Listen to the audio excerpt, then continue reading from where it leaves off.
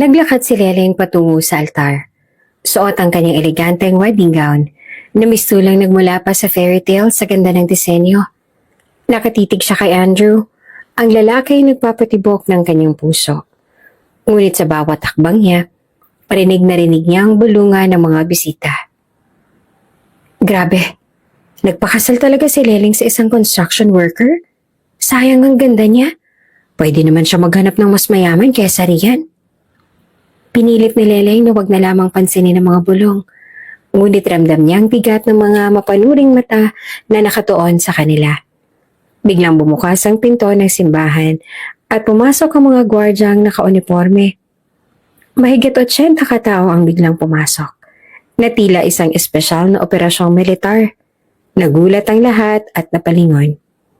Isa sa mga gwardyang lumapit kay Andrew at magalang na sinabi, Mr. Panzalan, nakatanggap kami ng balita na may banta rito. Alinsunod sa utos ng Mr. President, kailangan ka naming protektahan. Tumigil ang musika. Naging tensyonado ang paligid. Napatingin si Lengleng kay Andrew at ang kabay bumalot sa kanyang dibdib. Andrew, anong ibig sabihin nito? Tanong niya, halatang naguguluhan. Hindi naman sumagot si Andrew ng diretso.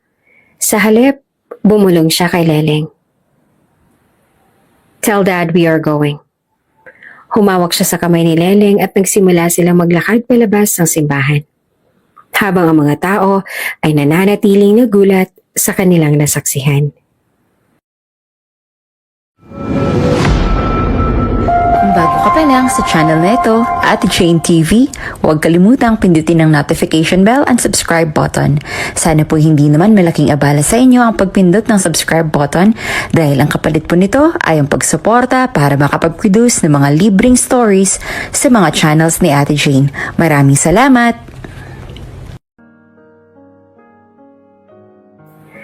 Tahimik ang umaga sa malawak na Rivera Estate. Isang malaking mansyon na napapalibutan ng luntiang hardin at taniman ng mga bulaklak. Sa loob ng isang silid na may malaprinsesang tema, dahan-dahang dumilat si Liana Rivera. Isang 24 anyos na dalaga na mas kilala sa palayaw niyang Leleng. Ang pangalan niyang Liana ay bihira na marinig. Bata pa siya nung unang tawagin siyang Leleng ng kanyang yaya. At dahil sa gustong-gusto niya ang tunog nito, naging palayaw niya na ito sa lahat. Mula sa pamilya hanggang sa kanilang mga empleyado. Si Leleng ang panganay na anak ng may-ari ng Sapphire Shipping Corporation, isa sa pinakamalalaking shipping company sa bansa. Bagamat maraming humahanga sa ganda, talino at yaman niya, hindi niya kailanman itinuring na dahilan iyon upang magmalaki at magyabang sa iba. Sa katunayan, ang mas iniisip niya ay ang kapatid niyang si Calix. Si Calix ay 16 na taong gulang lamang. May Down syndrome at minamahal ni Leleng. Sa kabila ng kondisyon ng kanyang kapatid, isa itong masayahing binatilyo na puno ng enerhiya. At si Leleng ang laging gumagabay sa kanya. Pagkagising niya, bumangon agad si Leleng mula sa kama at lumapit sa bintana. Sinilip niya ang hardin mula roon, pero wala roon ang kapatid niya. Agad niyang tinanong ang kanyang yaya na abala sa paghahawi ng kortina at pagbubukas ng mga bintana. Manang, nasan si Calix? Usisa ni Leleng. Nasa hardin na, iha. Naglalaro na naman ng bola kasama ng isa sa mga hardinero. Sagot ng yaya habang inaayos ang sapin ng kama ni Leleng. Ngumiti si Leleng at agad na nagpunta sa hardin. Sa kabila ng marangyang damit na suot niya, walang pag-aalinlangan siyang lumakad ng walang sapin sa paa at may hamog pa ang damo. Calix! Sigaw niya nang makita ang kapatid na nagbubulungan kasama ang gardener. Pepe! Masiglang sagot naman ni Calix bago tumakbo palapit at yumakap sa kanya. Hinaplas ni Leleng ang buhok ni Calix at magiliw silang naglaro ng bola sa hardin. Tumatawa sila habang tinuturo ni Calix kung paano niya tinamaan ang bola ng malakas. Labo ate, bulong ni Calix habang nakayakap sa kanya. I love you more, sagot naman ni Leleng habang hinahaplos ang pisngi ng kapatid. Hindi nagtagal, tinawag sila para mag-agahan. Inalalayan ni Leleng si Calix patungo sa mahabang dining table, kung saan naman naghihintay ang kanilang mga magulang. Ang kanilang ama na si Hector Rivera ay isang respetadong negosyante, habang ang kanilang ina naman na si Mariette ay kilala sa social circles bilang isang philanthropist. Habang naghahanda ng pagkain, nag-uusap-usap ang pamilya tungkol sa mga plano para sa araw na yon. Anak, aalis kami ng mommy mo mamaya. May business trip kami na kailangang asikasuhin. Sabi ng kanilang ama, ikaw na munang bahala kay Calix at sa bahay ha, habang wala kami. Of course, Dad. Ako nang bahala kay Calix. Sagot ni Leleng, habang pinupunasan ng bibig ng kapatid niyang natapunan ng juice. Sa gitna ng agahan, biglang tinanong ni Hector ang anak niya tungkol kay Vince, ang kasalukuyang boyfriend nito. So, how are things going between you and Vince? Tanong niya na may bahagyang kunot sa noo. Nagulat si Leleng ngunit ngumiti at sinabing, We are okay, Dad. Really? Balik ng ama. Ano itong nababalitaan ko na nakita na naman siya sa club? Napalunok si Leleng at pinilit manatiling kalmado. Dad, alam mo naman si Vince, he's an artist. Natural lang na pumunta siya sa mga clubs kasama ang peers niya para makipag-meet sa mga producers. Nagsalita naman ang ina ni Leleng. Ano itong narinig ko kay Yaya na bumili ka pa ng Rolex para sa kanya? Napakibit-balikat na lamang si Leleng. It's just a simple gift, Mom. Binigyan niya rin naman ako ng gift before. Ng teddy bear. Sagot ni Mariette na tila hindi makapaniwala. Sumungit muli ang ama ni Leleng. Malaki ka na anak. Alam namin na alam mo na kung ano ang deserve mo. Ayaw lang namin na masaktan ka. Tumingin ang ina sa anak na may halong lungkot at pagkabahala. Hindi namin pinakikialaman kung sino ang gusto mo o ang relasyon niyo. Pero mag-ingat ka naman anak. Napatingin si Leleng sa parehong magulang at ngumiti ng mahina. Yes, Mom, Dad. I know. Nagpalitan pa ng tingin ng kanyang mga magulang bago tumayo mula sa mesa upang maganda para sa biyahe. Naiwan si Leleng kasama si Calix. Matapos ang agahan, bumalik si Leleng sa hardin kasama si Calix. Pinanood niya ang kapatid habang naglalaro at hindi niya maiwasang mag-isip tungkol sa usapan nila kanina. Ang katotohanan ay may dahilan kung bakit palaging may pag-aalinlangan ng kanyang mga magulang kay Vince. Isang beses na kasi nilang nahuli si Vince na nakikipaghalikan sa ibang babae sa isang party. Ang paliwanag ni Vince, lasing daw siya at pinilit siya ng babae. Wala raw siya sa katinoan nung nangyari iyon. Sa kabila ng sakit, pinatawad siya ni Leleng. Naniwala siyang hindi na ito mauulit at sa ngayon ay wala namang ibang issue na sumunod. Ngunit hindi rin maikakaila na si Vince ay hindi kasing yaman o kasing sikat ng ibang mga mandiligaw ni Leleng dati. Isang struggling artist si Vince. At ang kita niya hindi sapat upang mabigyan siya ng marangyang pamumuhay. Gayunpaman, mahal na mahal ni Leleng si Vince. Para sa kanya, hindi pera o katayuan ang mahalaga, kundi ang pagmamahal nila sa isa't isa. Habang pinapanood ni Leleng ang kapatid niyang si Calix, napaisip siya. Gusto niya magpatuloy ang relasyon nila ni Vince. Hinihintay na lamang niya ang araw na mag-propose ito sa kanya. Ang araw na magiging simula ng bagong yugto ng kanilang buhay. Labo ate! Sigaw muli ni Calix habang tumatakbo papalapit kay Leleng na may hawak na bulaklak. Ngumiti si Leleng at niyakap ang kapatid. I love you more, Calix. Lagi kitang mamahalin. Ngunit sa likod ng kanyang ngiti, bumabagabag ang kanyang isip. Paano kung tama ang mga magulang niya? Paano kung hindi talaga si Vince ang tamang tao para sa kanya? Maaga pa lamang nang maisipan ni Leleng na sorpresahin ang kasintahang si Vince. Nakaayos siya ng simple ngunit elegante. Puting dress na may floral prints at sandalyas na perpektong bumagay sa kanyang suot na mga alahas. Sa kanyang kamay ay may dala siyang isang bag na puno ng mga pagkain, imported chocolates and chips, at isang kahon na naglalaman ng isang pares ng branded na sapatos na alam niyang magugustuhan ni Vince. Pagdating niya sa loob ng kondo ni Vince, hindi na siya nag-abala pang mag-text o tumawag. Gusto niyang makita ang reaksyon ni Vince sa kanyang biglaang pagbisita. Nang makarating siya sa pintuan, maingat itong kinatok. Ilang saglit pa, bumukas ang pinto. Si Vince ay mukhang galing lamang sa kama. Gulo-gulo pa ang buhok, kulubot ang damit at tila wala pang hilamos. Sa unang tingin pa lang napansin ni Leleng ang kakaibang itsura ng kasintahan. "Are you okay?" Tanong ni Leleng, puno ng pag-aalala habang lumapit upang tingnan si Vince. Hinaplos niya ang noo at leeg nito. Parang inaalam kung may sakit ba. Ngunit isang bagay ang agad niyang napansin. Ang kakaibang halimuyak ng pabango na hindi naman karaniwang ginagamit ni Vince. "May bago kang perfume?" Tanong niya na halatang nagtataka. Umiling naman si Vince at mabilis na sumagot. "PR package lang yan. Anong ginagawa mo rito?" Ngumiti si Leleng. Hindi pinansin ang tila alanganing sagot ni Vince. "I thought I'd paid you a visit kasi I was around the area lang naman." Sabi niya habang iniaabot ang bag ng pagkain at ang kahon ng sapatos. Pumasok na si Leleng sa kondo ni Vince. Masayang nag-ayos ng dinala niyang pagkain sa maliit na mesa. Nakangiti siya habang inilalabas ang mga inihanda niyang ulam at dessert at ang mga paboritong tsokolate at chichirya ni Vince. Tiningnan din niya ang paligid ng kondo. Lahat ng gamit mula sa furniture hanggang sa appliances ay siyang nagbigay kay Vince. Noong kailangan lumipat ni Vince malapit sa studio, siya ang nag-down payment para sa kondo. Siya rin ang nagpunong abala sa pag-aayos nito. Mula sa pagpili ng sofa hanggang sa pagbili ng mga plato. Habang abala si Leleng sa pag-aayos, lumapit si Vince mula sa likuran at niyakap siya ng mahigpit. Hinagkan siya sa leeg at bumulong.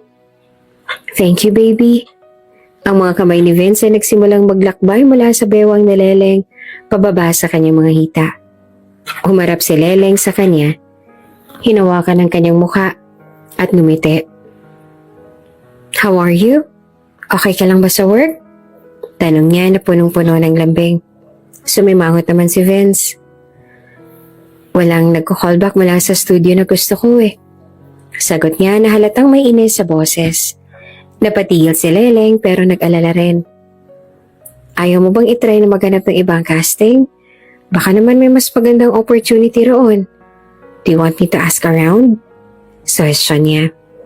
Biglang uminit ang ulo ni Vince. "Sinasabi mo bang hindi ako magaling? Na hindi ako tatanggapin ng studio?" Tanong niya. At ang tono ng boses ay puno ng pagkairita. Nabigla naman si Leleng at agad na nag-apela. Hindi naman yun ang ibig kong sabihin. Of course, I'm proud of you."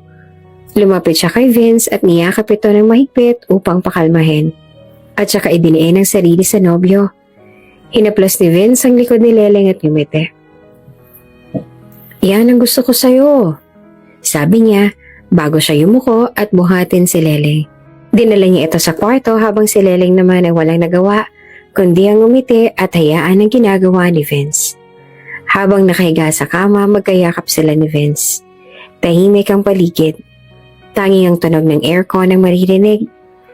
Napansin ni Vince na tila malalim ang iniisip ni Leleng. Hinaplos niya ang buhok nito at bumulong.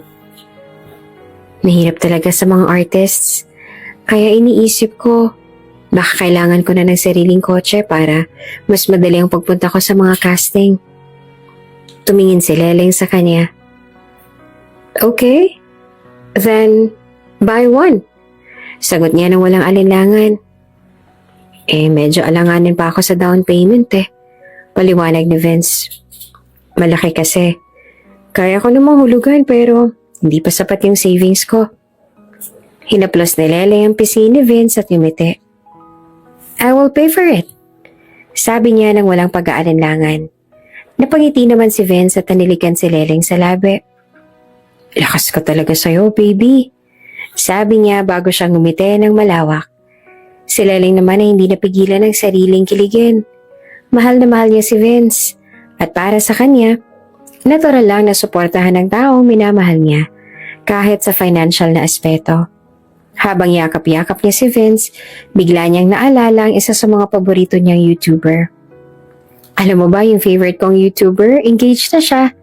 Sabi niya, halos hindi mapigilan ng excitement sa kanyang boses. Napatingin naman si Vince sa kanya. Oh? Sagot nito na walang emosyon. Nagparinig pa si Leleng. Sabi nga rin ni Mom at Dad, pwede na ako mag-asawa. Sandali namang natahimik si Vince. Hindi maikakailang bahagyang pagbabago ng mood nito. Darating din tayo roon. Sagot niya, ngunit halatang nag-iwas ang tingin. Naramdaman ni Leleng ang pagbabago sa tono ni Vince. Sa kabila nito, nanatili siyang positibo. Naniniwala siya na mahal din siya ni Vince at na balang araw, mangyayari rin ang inaasam niyang proposal. Habang magkatabi sila sa kama, napatingin si Leleng sa paligid ng kwarto.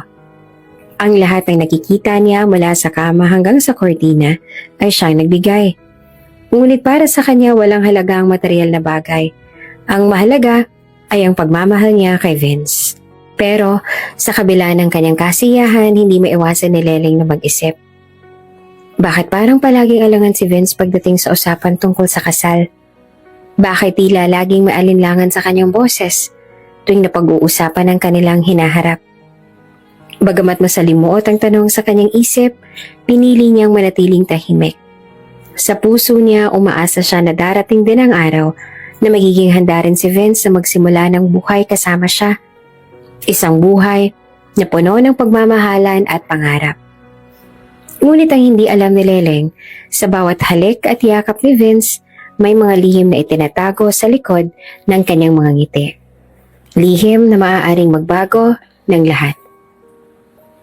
Isang araw, nagsabi si Vince kay Leleng na kailangan niyang pumunta sa mall upang bumili ng kasuotan para sa isang paparating na gala night. Excited si Leleng na samahan siya sa mismong event. Ngunit sinabi ni Vince na bawal ang +1 sa event dahil tanging mga artists lamang mula sa kanilang label ang inaasahan. Bagamat may kaunting lungkot, pinilit ni Leleng na unawain ito. At inalok si Vince na samahan siyang mamili ng mga kailangan para sa event. Nang araw ng pamimili, isinama ni Leleng ang kapatid niyang si Calix na nag-request na sumama. Nang makita ni Vince si Calix sa mall, kumunot ang noon ito. Halatang hindi natuwa. Bakit kasama yan? Talon ni Vince. Halatang may inis sa boses. Natigilan si Leleng at saglit na tumahimik bago sumagot. Gustong sumama ng kapatid ko. Bawal ba? Bago pa makasagot si Vince, ngumiti si Calix at tinawag si Vince. Kuya Vince! Na may inosente ngiti. Agad na nag-iba ang tono ni Vince. Parang nagkukunwaring okay. Hindi naman, baka lang mainip siya. Palusot nito. Halatang pilit na nilambot ang tono.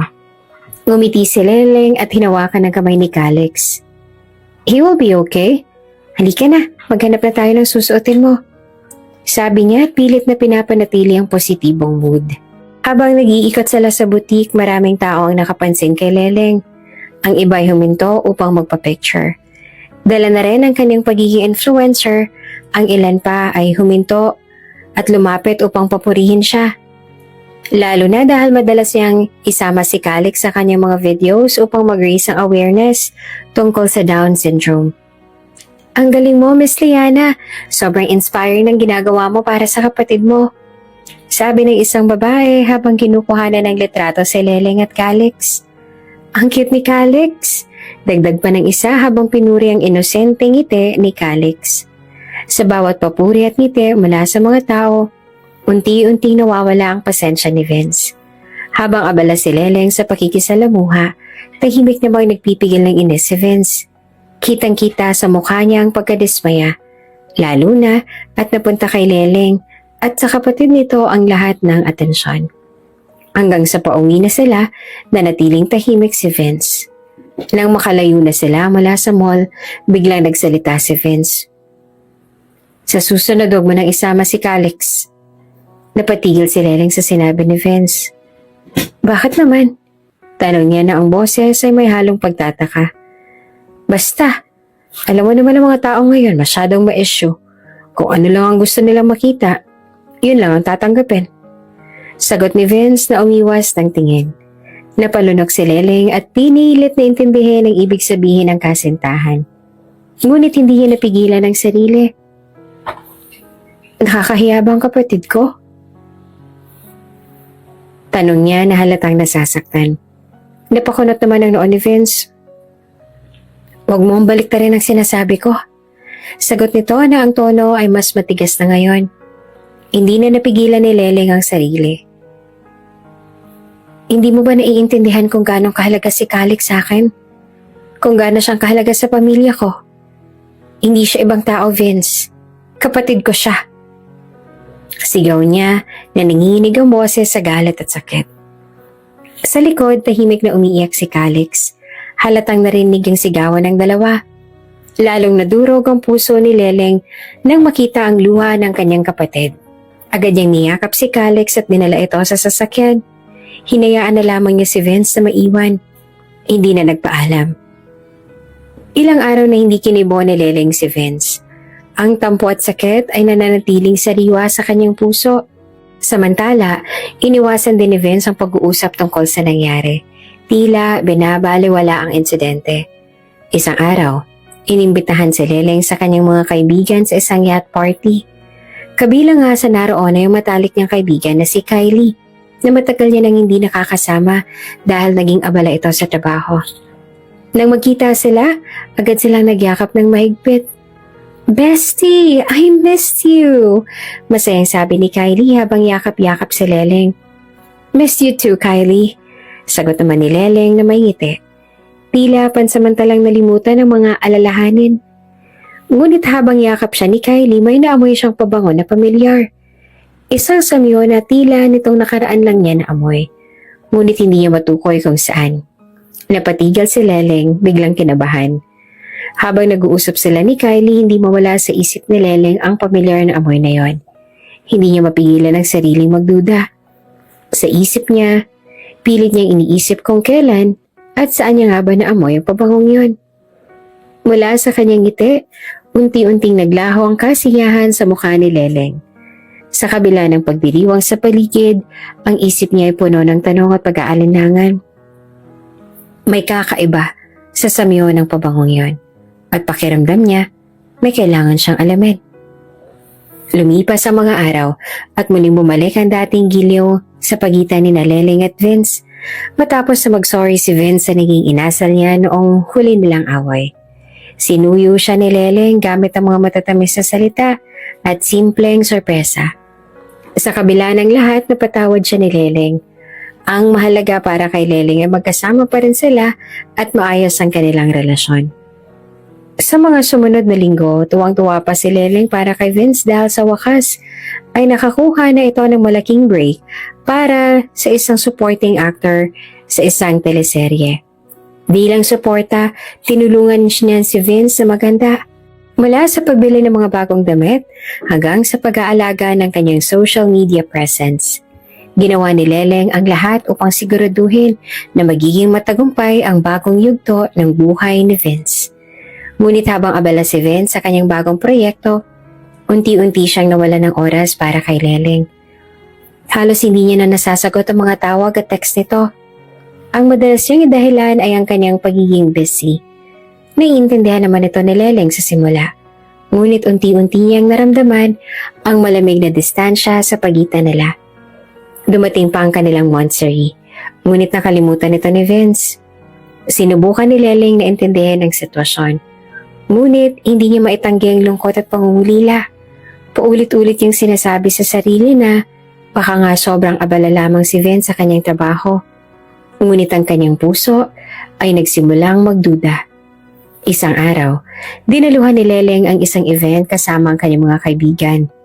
Naroon din ang matalik niyang kaibigan, si Kylie. Nagkaroon sila ng pagkakataong mag-usap at ibinuhos ni Leleng ang kanyang nararamdaman tungkol kay Vince. "Kylie, minsan parang nawawala na siya sa akin. Halos hindi na kami nagkakausap. Ni monthsary namin nakalimutan niya." Hinanakit ni Leleng habang hawak ang baso ng wine. "Is that even normal?" Si Kylie naman ay tahimik na nakikinig. Paminsan-minsan nagbibigay ng maikling payo. "Bigyan mo lang siya ng time, bestie. Baka overwhelmed lang siya ngayon." Sagot nito na may pilit ng ngiti. Habang nag-uusap sila, biglang naamoy ni Leleng ang pabango ni Kylie. Pamilyar na pamilyar iyan sa kanya. Iyon mismo ang naamoy niya kay Vince nung binisita niya ito sa kondo. Naging mapanuri si Leleng. Kylie, anong scent ng perfume mo? Tanong niya. Pilit na tinatago ang kaba. Ngumiti si Kylie at sinabing, "Oh, this one? Luxury brand ito. Nabili ko pa sa France ng last trip ko." Biglang natigilan si Leleng. Kung luxury brand yun, paano yun naging parte ng isang PR package gaya ng sinabi ni Vince? Sinubukan niya makinig sa kwento ni Kylie ngunit wala na siya sa sarili. Ang utak niya ay puno ng mga tanong at hinala. Pagka-uwi ni Leleng, agad niyang tinawagan si Vince ngunit hindi ito sumagot. Sinubukan niya pang tumawag ng paulit-ulit. Ngunit tila bingi ito sa kanyang mga tawag. Sa bawat pag-ring ng telepono, mas lalo siyang kinain ng pagdududa. Ilang araw na siyang hindi halos makatulog. Iniisip ang koneksyon sa pagitan ni Vince at Kylie.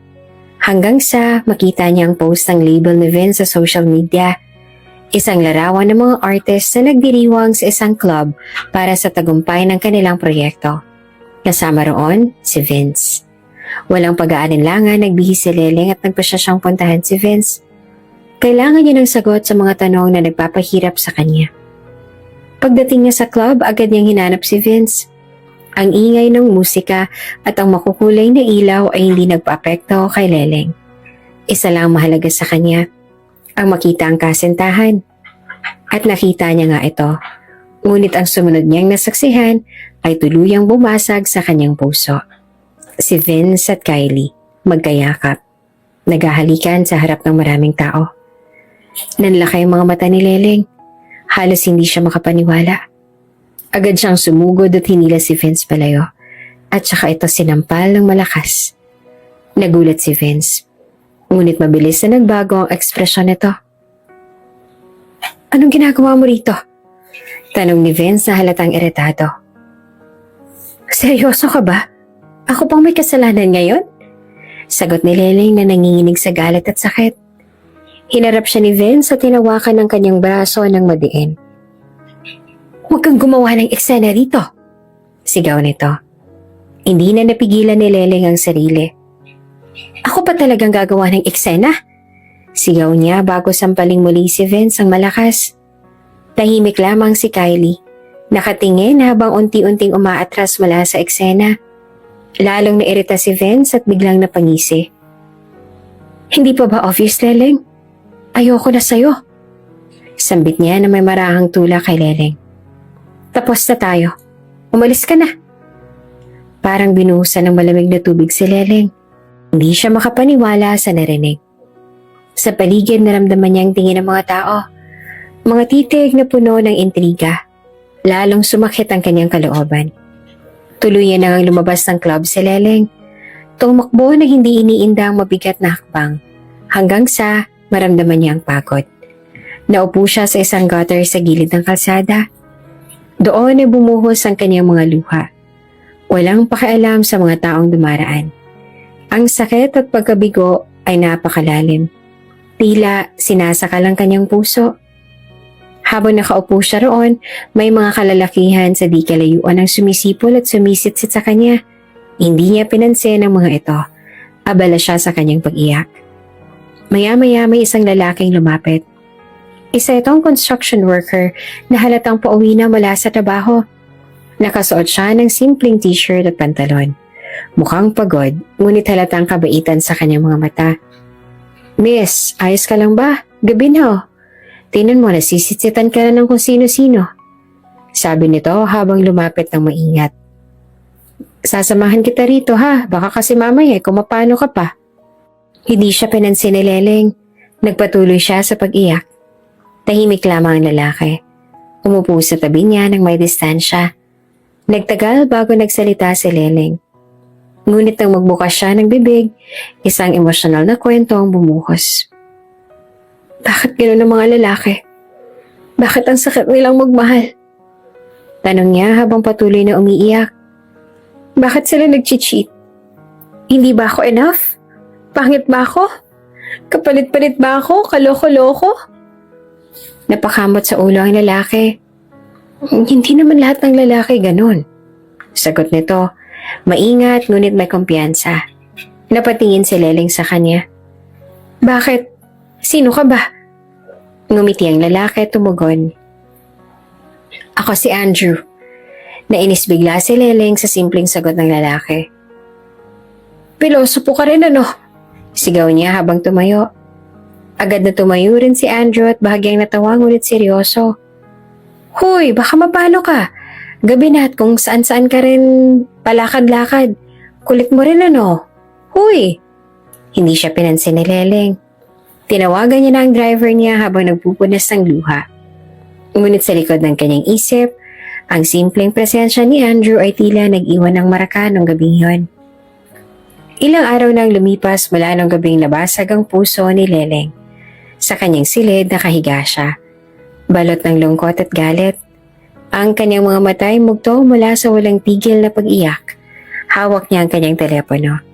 Pinagmamasdan ng mga litrato ni Vince at Kylie na kumakalat online. Ang bawat ngiti nila sa larawan ay parang punyal na muling sumasaksak sa puso niya. Hindi niya na natiis ang muling mapaluha. Bakit? Ang paulit-ulit niyang tanong sa kanyang sarili. Ibinigay naman niya ang lahat kay Vince.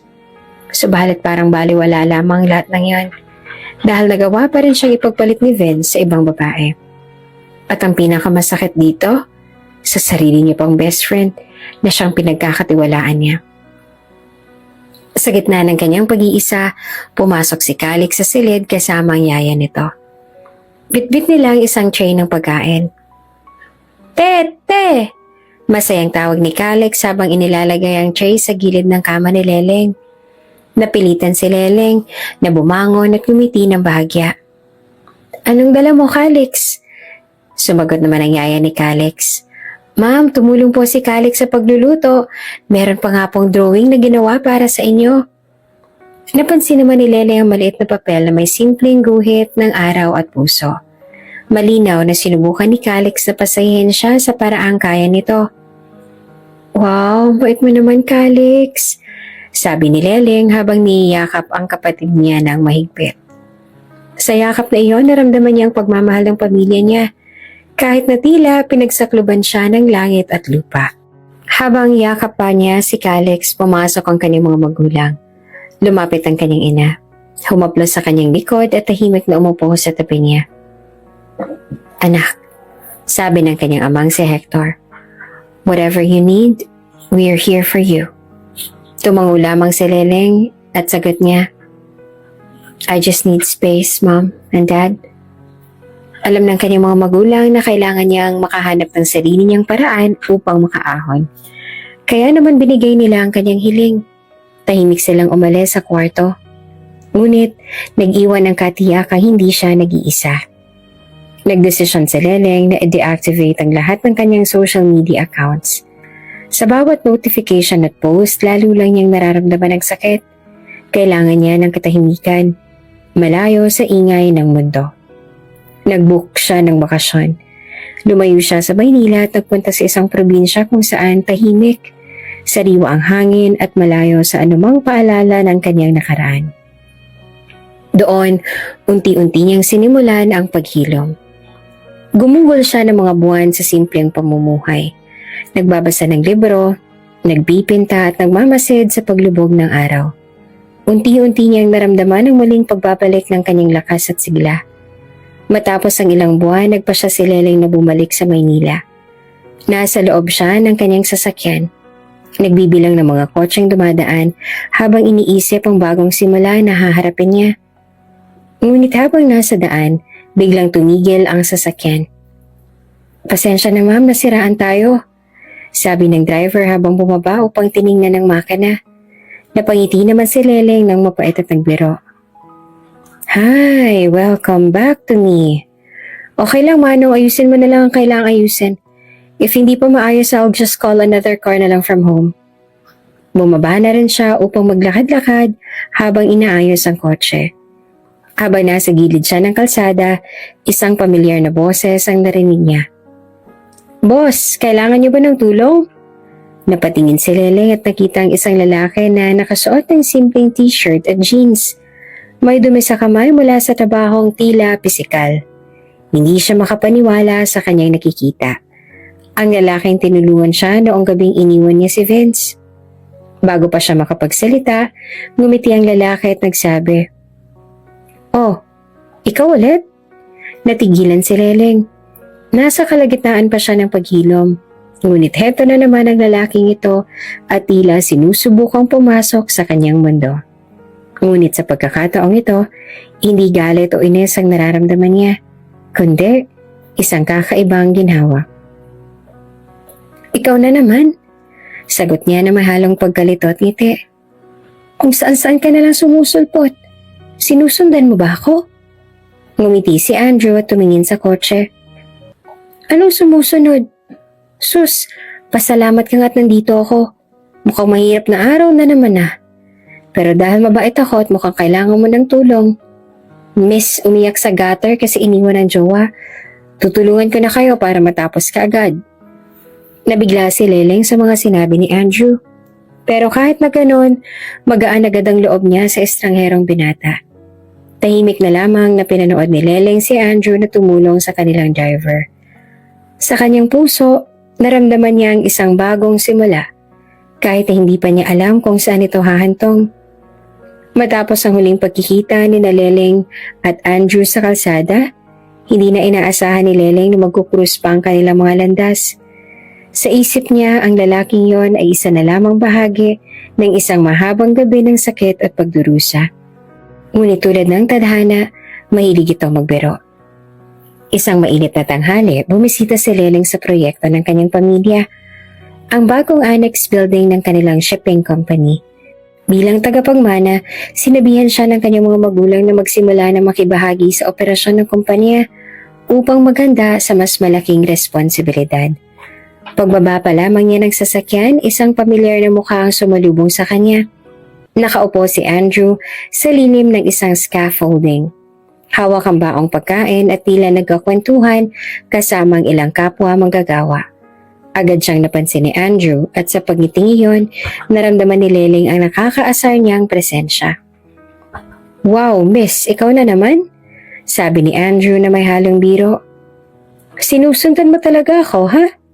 Napataas ang kilay si Leleng at pumamewang. "Wow, napaka-assuming mo naman. Excuse me, kaming may-ari nito?" Sagot niya, may tono ng yabang. Saglit naman na natigilan si Andrew at napakamot sa ulo, tila napahiya. "Oh, big time ka pala, miss. Baka isipin mo ginugulo ka ta, ha? Nagtatrabaho lang naman ako rito." Napansin ni Lele ang mabilis sa pagbabago ng tono ni Andrew. Mula sa biro hanggang sa seryosong paggalang. Natawa siya sa sarili, ngunit hindi ito pinahalata. "Wow, biglang naging respectful ka yata. Correct, hindi bagay sa'yo." Bumalik ang ngiti ni Andrew at ngumisi. "Sinasabi mo lang yan kasi natutuwa ka sa akin." Napairap si Leleng at mabilis na lumayo. "Kapal talaga ng mukha mo." Sa sumunod na mga araw, hindi maiwasan ni Leleng na maglagi sa site ng construction. Kailangan niyang personal na mag-supervise bilang bahagi ng kanyang pagsasanay. At tulad ng inaasahan, palagi namang nandoon si Andrew. Tuwing magkakasalubong sila, laging may nakakatawang pagtatagpo na puno ng asaran. "Miss, baka gusto mong magdala ng payong," sabi ni Andrew isang araw nang makitang tumatapat sa araw si Leleng habang nag-i-inspeksyon. Hindi naman nagpatinag si Leleng. "At bakit? Para hindi kita makita sa lilim?" Napangiti si Andrew habang nag-aayos ang kahoy. "Para hindi ka mangitim. Sayang naman ang kutis mo kung magmumukha kang kasing itim ko." Tumawa si Leleng na mapait. "Aba, ang confident mo, ha? Hindi kita katulad na kahit anong gawin, hindi nagaganda." Minsan naman habang naglalakad si Leleng, biglang may nalaglag na maliit na lata mula sa itaas ng scaffolding. Sakto itong nahulog malapit sa kanya. "Ano yun?" sigaw ni Leleng habang nakatingin sa itaas. Sumilip si Andrew mula sa itaas, may hawak na martilyo. "Miss, relax. Di ko naman tinatarget ulo mo." Napangiwi si Leleng. Siguraduhin mo lang, ipapatanggal kita dito.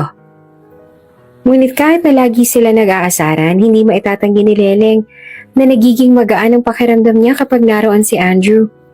Sa kabila ng kanyang pilit na pagtatago, unti-unti niya nakikita ang kasimplihan at pagiging masiyahin ng lalaki.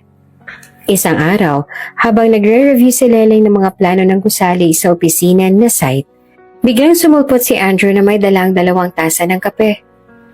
Miss, mukhang seryoso ka riyan ah. Kape? Tanong ni Andrew habang iniaabot ang 1 tasa sa kanya. Ay, baka hindi ka nainom nito. Ano ba nga yung iniinom mo? Starflux? Saglit siyang tumigil. Hindi sigurado kung tatanggapin ito. Pero natawa rin ito sa biro ni Andrew. At nang makita niyang seryoso si Andrew, kinuha rin niya ang kape. Thanks. Pero bakit ang bait mo ngayon? Umupo si Andrew sa isang bakanting silya sa harap niya. Wala lang, mukha ka kasing stress eh. At ayoko namang isipin mo na puro asar lang ako sa'yo.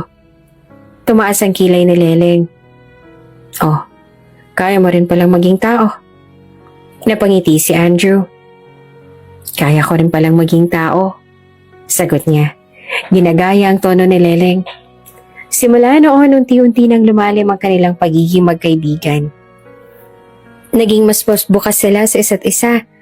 Madalas silang magkwentuhan sa tuwing may pahinga si Andrew o kapag nag-aabot sila sa side. Isang hapon, habang magkasama sila sa isang lilim upang umiwas sa matinding init, nagkwento si Andrew tungkol sa kanyang buhay. 4 kaming magkakapatid. Akong panganay, kaya ako na rin ang nagtataguyod sa kanila. Yung tatay namin nasa ibang bansa, pero hindi rin malaki yung sweldo. Hindi na makauwi kasi mahirap ang dokumento, kaya si nanay na lang ang nag-aalaga sa amin. Sabi ni Andrew habang tumitingin sa malayo. Tahimik lamang na nakikinig si Leleng. Ngayon lang niya nakita ang maseryosong bahagi ni Andrew. Kaya ako pumasok sa construction kasi kahit pa paano malaki ang kita. Pero plano ko rin naman mag-aral ulit. Siguro kapag nakapag-ipon na ako. Napahanga si Leleng sa determinasyon ng lalaki. Hindi niya inakala na sa likod ng kanyang pagiging palabiro at madaldal, may ganitong kwento pala si Andrew. Sa kabila ng pagiging magkaibigan nila, sinubukan ni Leleng na maglagay ng distansya. Natatakot kasi siya sa posibilidad na baka masaktan ulit. Minsan, pinapaalalahanan niya ang sarili na magkaibang mundo sila ni Andrew. Ngunit tuwing nakikita niya ang simpleng ngiti nito, ang pag-aasikaso at pagiging totoo, hindi maiwasang bumalik ang tiwala niya sa ibang tao. Si Andrew, sa kabila ng pagiging isang simpleng tao, ay tila nagdadala ng liwanag sa kanyang madilim na mundo. Sa bawat asaran, biro at seryosong pag-uusap, unti-unting nakikita ni Leleng na ang kaligayahan ay hindi lamang nakasalalay sa kayamanan o tagumpay, kundi sa tunay na koneksyon sa ibang tao. Isang bagay na hindi niya naranasan mula kay Vince. At habang pinapanood niya si Andrew na nagtatrabaho sa site, hindi niya maiwasang isipin kung ito na kaya ang simula ng bago niyang kwento. Mas lalong naging malapit sina Andrew at Leleng sa mga sumunod na linggo. Sa kabila ng kanilang magkaibang mundo, tila may hindi maipaliwanag na koneksyon na namumuo sa pagitan nilang dalawa. Isang hapon, habang naglalaro si Leleng kasama si Calix sa garden ng kanilang mansyon, napansin ng mga yaya at magulang niya ang kakaibang ngiti sa kanyang mga labi. Panay ang tingin niya sa kawalan, tila may iniisip na nakakatuwang alaala. Hindi napigilan ng kanyang ina na tanungin siya. Dear, bakit parang nangingiti ka ng walang dahilan? May nagpapatibok na ba ng puso mo? Bakit di mo sinasabi sa amin ang daddy mo? Usisa ni Mariette. Napabalik sa ulirat si Leleng at pilit na ngumiti. Mom, Dad, ano pa kayo? Wala. Masaya lang ako kasi nakapag-heal na ako. And I'm back on track handling our company. That's all. Ngunit biglang sumingit si Calix. Tete, love! In love! Sabay turo sa kanyang ate habang natawa pa ng malakas. Napatawa ang kanilang mga yaya at napailing ang kanyang ama. Ibig sabihin ba niyan may love na raw ang ate niya? Biro ni Hector na siyang nagpalaki ng mga mata ni Leleng. Huy, Calix, wala. Sagot naman ni Leleng. Kunwaring naiirita pero halatang pamumula ng kanyang pisngi. Ikaw talaga, favorite mong lokohin si ate. Sambit niya. Nakangiti lamang si Calix habang tumitingin sa kanya. Tila may alam na hindi niya kayang itanggi. At dahil nagpatuloy sa pang-aasar si Calix, tumayo si Leleng upang kilitiin ang kapatid. Dahilan upang pareho silang magpagulong-gulong sa kanilang hardin. Habang ang mga staff naman sa mansyon, pati na sina Mariette at Hector, ay masayang pinagmamasdan ng pagmamahalan ng magkapatid. Kinabukasan, sinamahan ni Leleng si Calix sa ospital para sa regular na check-up nito. Habang kausap ang doktor, tinanong ni Leleng kung may dapat bang ipag-alala sa kalusugan ng kanyang kapatid. Okay naman si Calix, sabi ng doktor. Kailangan lang yung uminom ng vitamins regularly at kumain ng healthy food. Huminga ng maluwag si Leleng. Thank you, Doc. Mabuti naman kung ganun. Paglabas sila ng ospital, tumawag ang kanilang driver. Ma'am, pasensya na po, na-flatan tayo ng gulong. At wala po akong dalang spare tire. Pinato ko na po. Okay lang manong, magta-taxi na lang kami. Sagot ni Leleng habang nagbubook siya ng taxi. Napatingala siya at nakita ang isang pamilyar na lalaki na papalapit. Walang iba, kundi si Andrew. Agad na nagulat ang dalawa. Oh, ikaw na naman? Bungad ni Andrew, tila naguguluhan pero masayang makita siya. Anong ginagawa mo rito? Sinamahan ko ang kapatid ko sa check-up. Sagot ni Leleng sabay turo kay Calix, ngunit bigla siyang napakunot noo. Ikaw, anong ginagawa mo rito? Nagpa-check up ka ba? Okay ka lang ba? Natawa si Andrew. Alam ko, iniisip mo na hindi ko kaya magpatingin dito kasi mamahaling ospital to, no? Biro nito. Pero nandito ako kasi may charity event. Namimigay sila ng libreng gamot para sa kapatid ko. Sabay pakita na hawak niyang plastic bag ng mga gamot. Napahiya si Leleng at napailing. Hoy, hindi ko iniisip yun, no? Sagot niya, pero halata sa mukha niya na iyon na nga ang pumasok sa isip niya kanina. Bigla namang nagtantrum si Calix sa gilid. Nagdadabog at nagsabi, Ayaw uwi. Nagulat si Andrew. Oh, ano nangyari? Tanong niya. Pasimpleng umiti naman si Leleng pero halata ang pagod sa mukha. Pasensya na. Minsan talaga may mga episodes lang si Calix. Nagtatantrums lalo na kapag naiinitan. Ang tagal ng booking Walang tumatanggap. Sambit ni Leleng habang pilit na pinapakalma si Calix na kanina pa nag-aalpuruto sa gilid. Lumapit naman si Andrew at mahinahong kinausap si Calix. Pogi, anong gusto mo? Tanong niya at sinabayan pa ng kindat. Tumingin si Calix sa kanya at sumenyas na gusto niya ng ice cream. Sabay turo sa mga batang naglalaro ng bubble sa labas ng ospital. Sinubukang kumbinsihin ni Leleng ang kapatid. Mamaya na, Calix, uuwi na tayo. Pero nagdabog ulit si Calix na tila ayaw talagang makinig. Napansin ni Andrew ang pagod at stress sa mukha ni Leleng, kaya bigla siya nagsalita. Alam ko na kung saan tayo pwedeng pumunta. May park malapit dito. May mga nagtitinda ng ice cream at naglalaro din ng bubbles. Napalipat ang tingin ni Leleng kay Andrew. Talaga? Pero nakakahiya naman sa'yo. Di, ayos lang. Sagot ni Andrew na nakangiti. Day off ko naman at tapos na rin ang lakad ko rito. Dumiretso sila sa parke na sinabi ni Andrew. Doon, bumili nga ng ice cream si Andrew para kay Calix. Tuwang-tuwang binatilyo habang pinapanood ang ibang bata na naglalaro ng bubbles. Habang naglalaro si Andrew at Calix, naupo si Leleng sa isang bench malapit sa kanila. Pinanood niya ang dalawa. At hindi niya mapigilang mapangiti sa gitna ng init ng araw at simpleng paligid. Nakita niya ang pagiging maalaga at pasensyoso ni Andrew. Tila natural na natural sa kanya makitungo kay Calix at nakita niyang masayang kapatid niya sa presensya ng lalaki. Sa mga sandaling yon, biglang may pumasok sa isip ni Leleng. Holy crap! Napatuwid siya ng upo at hinawakan ng kanyang dibdib. Nagugustuhan ko na yata siya. Oops! May break muna. Gusto mo bang ma-shoutout dito sa channel ni Ate Jane? Mag-comment lang ng lesson you learned from the latest story uploaded. Dahil pipili kami ng isang best comment of the day para i-shoutout sa susunod na upload. Kaya huwag kalimutang mag-iwan ng lesson you learned after you watch this video. Maraming salamat!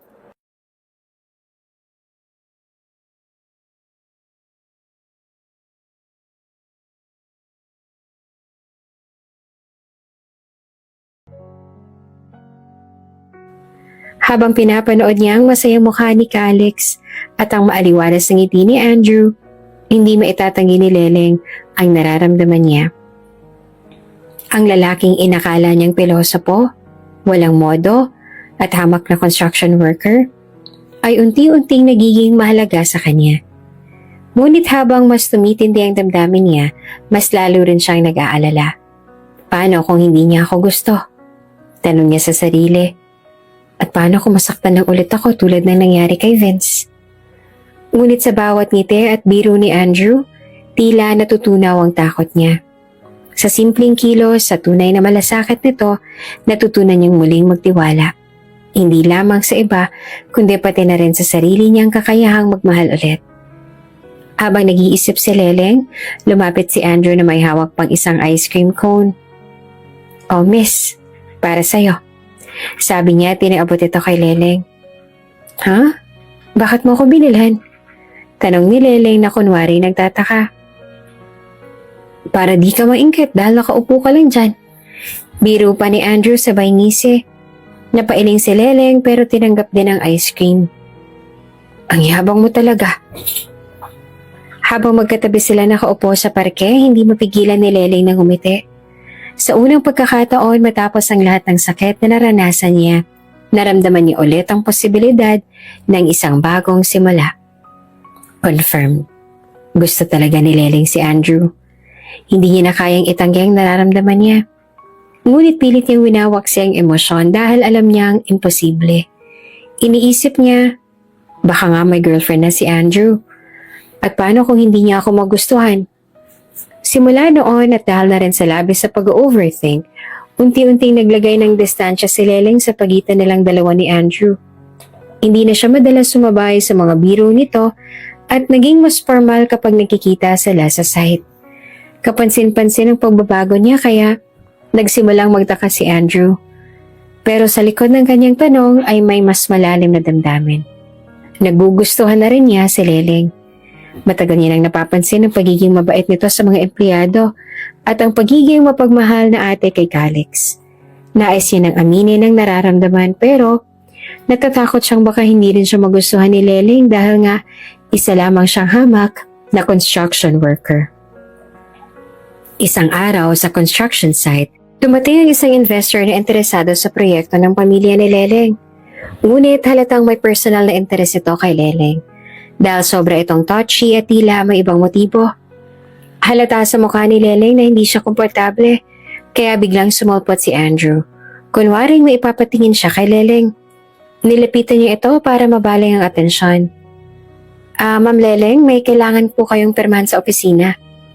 Nainis ang investor at sininghalan si Andrew. "Excuse me, sino ka ba? Nakikisingit ka? Mukhang kargador ka lang naman dito." Halos mag-init ang tugon ni Andrew sa narinig. Ang panga niya ay umigting at handa na siyang sumagot. Ngunit bago pa man siya makapagsalita, sumingit na si Leleng. "Mr. Rodriguez, I do not tolerate harsh comments directed to my employees. If you cannot respect them, you're free to leave. We do not need your investment that badly." Mariing sabi ni Leleng. Ang boses niya ay malamig pero puno ng otoridad. Napahiya ang investor at napilitang umalis. Si Andrew naman tahimik na napangiti, pero halatang nagpipigil ng emosyon. "Salamat," bulong ni Andrew kay Leleng, pero iwas ang tingin. Ngunit sagot ni Leleng, "No problem. Gawaan ko naman yan bilang boss." Ngunit sa loob-loob niya, gusto niyang sabihin na ginawa niya ayon hindi lang bilang boss, kundi dahil mahalaga sa kanya si Andrew. Pauwi na sana si Leleng nang habulin siya ni Andrew. May hawak itong maliit na bulaklak na gawa sa papel. "Oh, para sa'yo." Inabot ang bulaklak. Nagulat si Leleng. Para saan to?" Ngumiti lang si Andrew pero hindi sumagot. Tumalikod na ito at naglakad palayo. Habang nasa kotse, hindi mapakali si Leleng. Tinitigan niya ang bulaklak at napansin niyang may nakasulat na maliit na note. Binuksan niya ito at binasa. Pwede bang manligaw? Kapag oo, suot ka ng pink bukas. Kapag hindi, bumilis ang tibok ng puso ni Leleng. Parang sasabog ang dibdib niya sa sobrang kilig. Hindi niya namalaya na nakarating na pala sila sa mansyon. Paulit-ulit siyang tinatawag ng driver. Ma'am, andito na po tayo. Napabalik sa ulirat si Leleng. Oo, Manong, salamat. Sagot niya pero halatang lutang pa rin ang isip. Sa buong gabi, hindi siya mapakali. Paulit-ulit niyang binasa ang note. Halos hindi na siya nakatulog. Inisip kung anong isusuot niya kinabukasan. Kinabukasan, maaga siyang gumising. Pinili niyang isuot ang kanyang favorite pink blouse. Bagamat kinakabahan siya, excited na rin siya sa kung anong magiging reaksyon ni Andrew. Pagdating niya sa site, agad niyang hinanap si Andrew. Wala naman siyang sinabi. Nagtama agad ang kanilang mga mata. Tumigil sa ginagawa si Andrew. Parang natulala sa nakita niya. Tinitigan niya si Leleng mula ulo hanggang paa. At napansin ang suot nitong kulay pink. Napangiti siya. Pero pilit niyang tinatago ang kilig. Lumapit siya kay Leleng pero bago pa man siya makapagsalita, nauna na nagsalita si Leleng. May problema ba? Tanong niya. Kunwaring walang mali siya. Ngumiti si Andrew. Wala naman. Pero salamat. Para saan? Tanong ni Leleng kunwaring clueless. Ngumisi si Andrew sabay sabi. Alam mo na yun. Sa simpleng palitan ng salita, ramdam ni Leleng ang sinseridad ni Andrew. At sa araw na yon, nagsimula ang isang bagong kabanata sa kanilang kwento. Isang kabanata ng pag-asa, pag-ibig, at panibagong simula. At makalipas lamang ng ilang buwan ng panunuyot panliligaw, sa wakas, opisyal nang magkasintahan sina Leleng at Andrew. Simula nang sinagot siya ni Leleng, parang mas bumuti ang mundo ni Andrew. Mas tumibay ang damdamin nila para sa isa't isa habang pinatutunayan ni Andrew na hindi siya tulad ng mga lalaking sumira sa tiwala ni Leleng noon. Isang araw habang naglalakad sila sa parke, sinabi ni Andrew, Alam mo, Leleng, kung nahihiya kang sabihin sa lahat na tayo na, okay lang sa akin. Ayoko mailagay ka sa alanganin. Napahinto si Leleng at tinitigan si Andrew. Kita sa mata niya ang sinseridad at malasakit nito. Bakit ba napaka-selfless ng taong to? Tanong niya sa sarili. Andrew, sabi niya, mahina puro puno ng damdamin. Hindi ako nahihiya. Bakit naman ako mahihiya? Ikaw ang boyfriend ko. At sobrang happy ako sa'yo. Ngumiti naman si Andrew. Salamat. Sabi niya pero halata sa tono ng boses niya na higit pa roon ang nararamdaman niya. Hindi nagtagal naging usap-usapan ang relasyon nila sa site. Sa simpleng mundo ng construction workers at mga empleyado, ang kwento ng boss na si Leleng at ang pilosopong manggagawa na si Andrew ay naging paboritong topic ng marami. Nako, bagay naman pala sila. Wika ng isang foreman. Si Andrew kasi tahimik pero kita mo talagang mabait. Nakaka-inspire naman sila. Dagdag pa ng isang secretary sa opisina. Ngunit hindi lahat ay positibo. May ilan din nagsasabing hindi magtatagal ang relasyon nila dahil magkaiba sila ng estado sa buhay. Dumating din ang balitang yon kina Mariette at Hector. Hindi nakatakas ang kanilang relasyon dahil may pakpakang chismis. Kaya agad na naitimbre ang balita sa mga magulang ni Leleng. Nag-alala ulit ang mag-asawa dahil sa karanasan nila kay Vince. Ayaw nilang maulit ang sakit na naranasan ng anak nila. Sa hapunan, masinsin nilang kinausap si Leleng. Anak, sabi ni Hector, narinig namin na may bago ka ng boyfriend. Si Andrew raw, tama ba? Tumango si Leleng. Yes, Dad. Siya na nga. Sumingit si Mariette. Anak, sigurado ka ba sa kanya? Baka katulad lang siya ni Vince. Hindi siya kagaya ng mga nakasanayan nating tao. Napabuntong hininga si Leleng. Mom, Dad, naiintindihan ko kung bakit kayo nag-aalala. Pero si Andrew, ibang-iba siya kay Vince, okay? Mabait siya. Mahal na mahal niya ako. At hindi niya ako sasaktan. Natahimik ang mag-asawa. Alam nilang seryoso si Leleng. At hindi na ba nila dapat pakialaman ang mga desisyon nito sa buhay? Kinabukasan, pinakilala ni Leleng si Andrew sa kanyang pamilya. Hindi may ikakaila ang kaba sa mukha ni Andrew habang nasa harap ng mga magulang ni Leleng. Pero sa halip na madala sa tensyon, ngumiti siya at simple nagsabi, "Magandang hapon po, ako po si Andrew." Unang tingin pala mga halata na ni Hector na iba si Andrew. Wala itong halong yabang sa katawan at kita sa kilos nito ang respeto. Habang ini-interrogate siya ng mga magulang ni Leleng, biglang tumakbo si Calix papunta kay Andrew. "Kuya Andrew!" Sigaw ni Calix sabay yakap sa kanya. Tuwang-tuwa si Calix habang pinapakita kay Andrew ang mga laruan niya. Parang matagal na silang magkakilala dahil sa lambing ni Calix sa kanya. Napangiti naman si Maria at Hector. Kitang-kita nila kung gaano kasaya si Calix. Sa unang pagkakataon, nakaramdam sila ng tiwala sa bagong boyfriend ng kanilang anak. Habang tumatagal ang relasyon nila, lalo pang napatunayan ni Andrew ang pagmamahal niya kay Leleng sa pamamagitan ng mga simpleng bagay.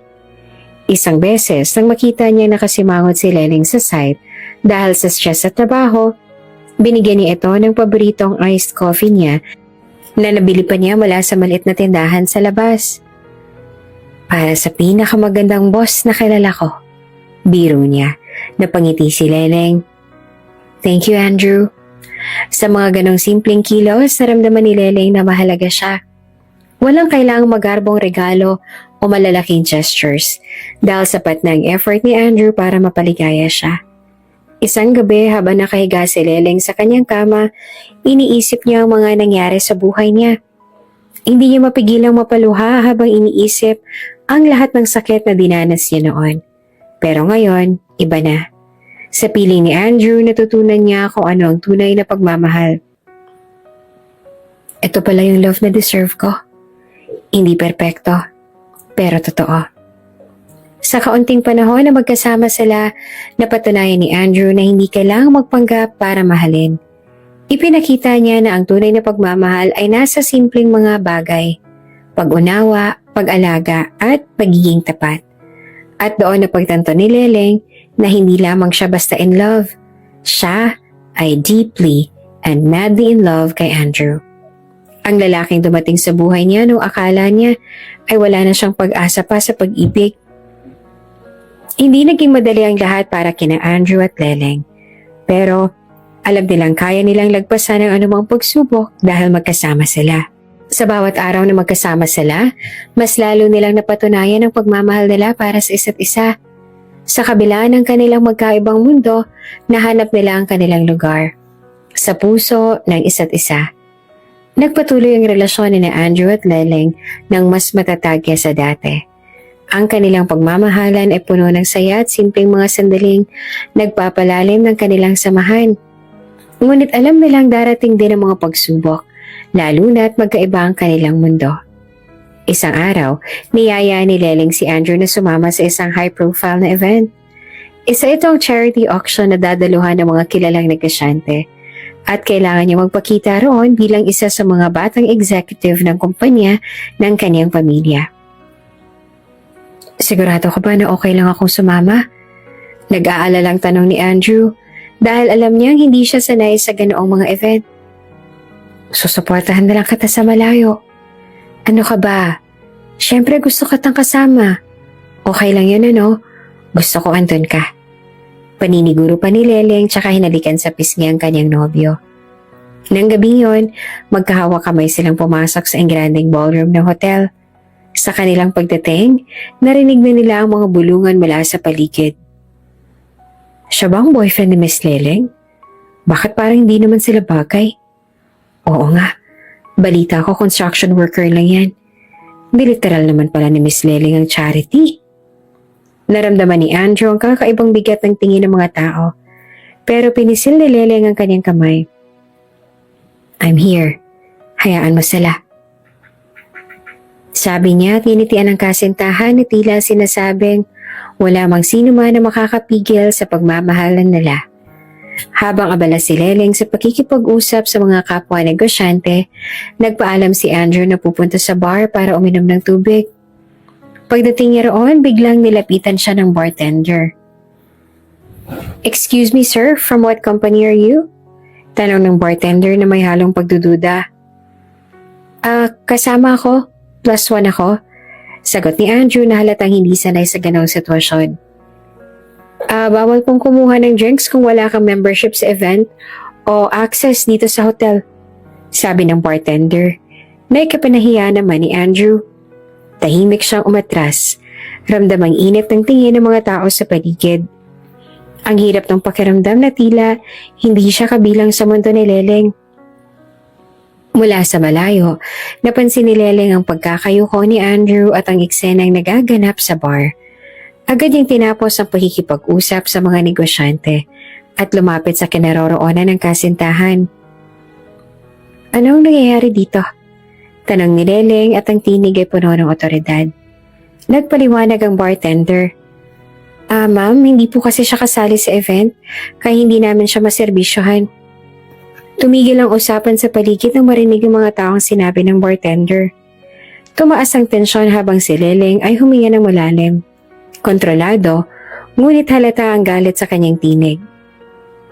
"Serve him," sabi niya tinitigan ng bartender ng diretsyo. "He's my boyfriend. Nagdi-discriminate ka ba?" Nagulat ang mga tao dahil talagang kumpirmasyon na iyon na isang construction worker lamang ang boyfriend ng isang taniyag na negosyante. Ang mga bulungan sa paligid ay lalong lumakas, pero wala nang pakialam si Leleng.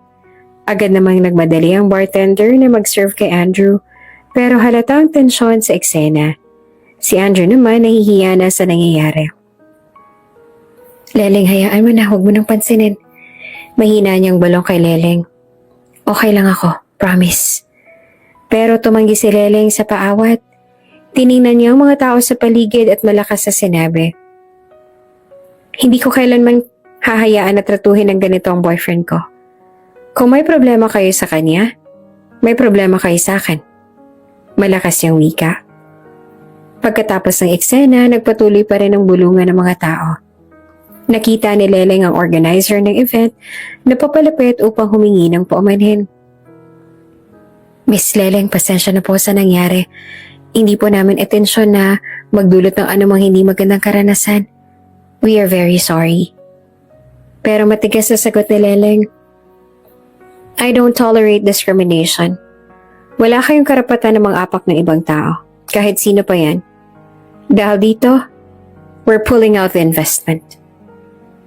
Napatigil ang organizer. Halatang nagulat sa sinabi ni Leleng. "Miss Leleng, baka pwede pa natin pag-usapan to."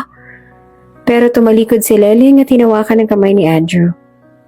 "Let's go," sabi niya na hindi na lumingon pa. Habang pauwi na sila, tahimik naman si Andrew sa loob ng sasakyan. Alam niyang nahirapan si Leleng sa nangyari dahil sa kanya. "Sorry," bulong ni Andrew. "Kung hindi ako pumunta ron, baka hindi nangyari ang ganito." Uminto si Leleng sa sinabi ni Andrew at hinarap siya.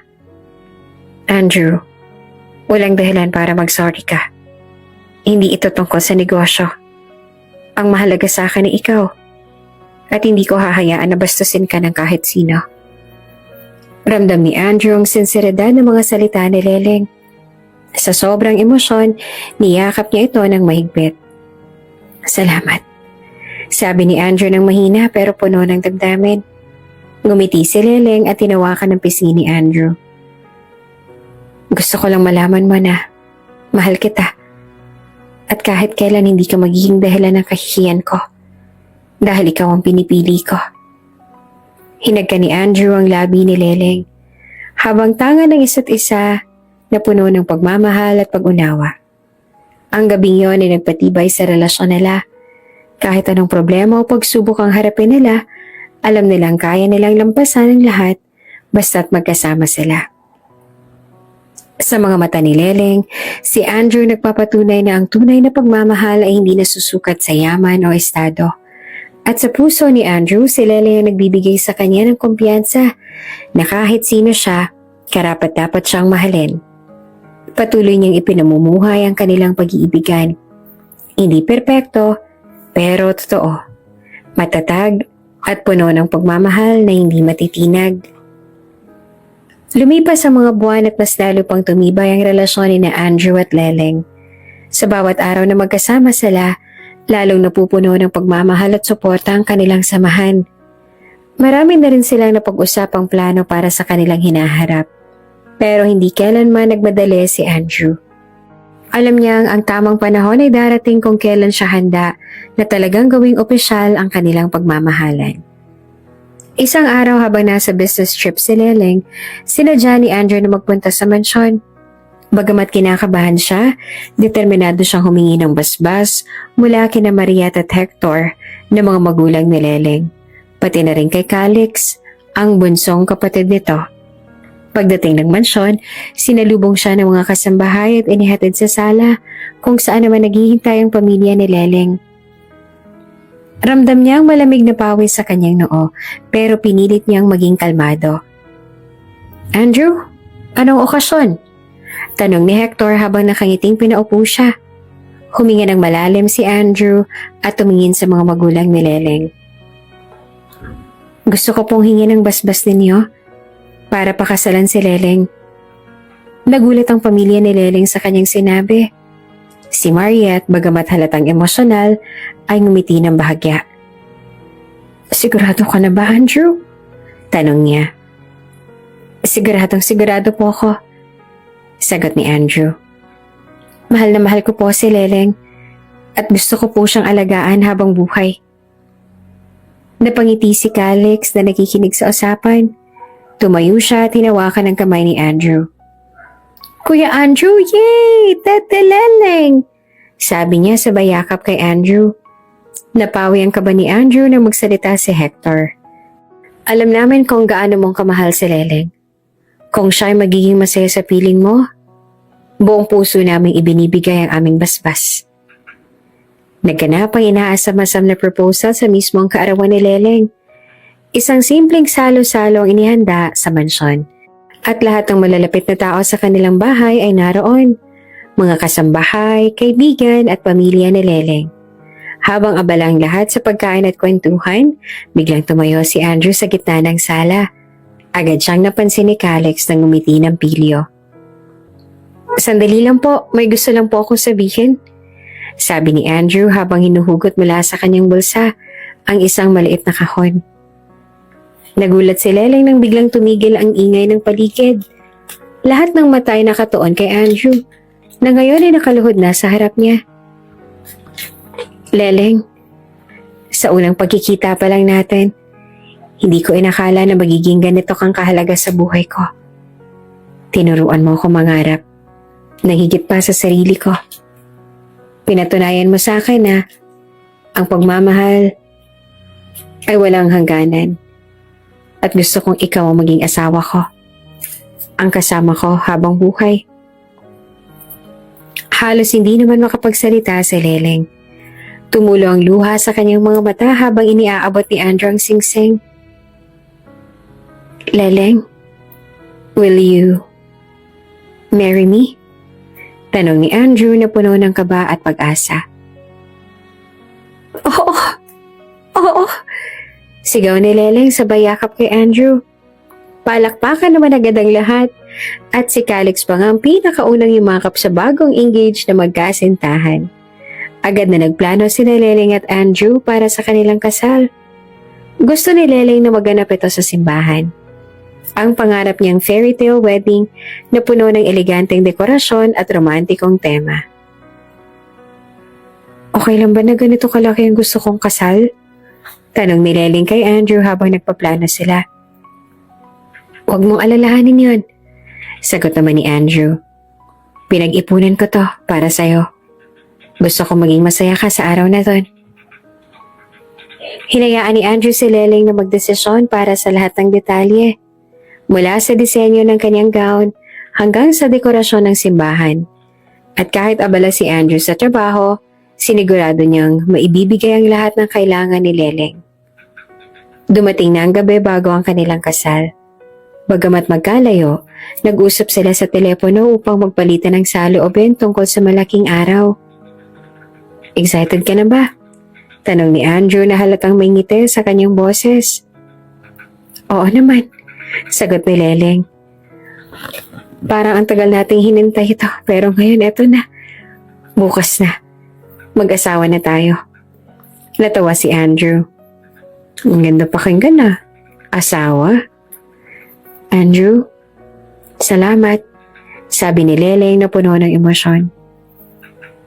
Salamat kasi hindi mo lang ako minahal, kundi pinakita mo rin sa akin kung anong totoong pagmamahal. Salamat din asawa ko, sagot naman ni Andrew na nagpabilis ang tibok ng puso ni Leleng. Good night asawa ko. I love you. Dagdag pa niya bago tuluyang ibaba ang telepono.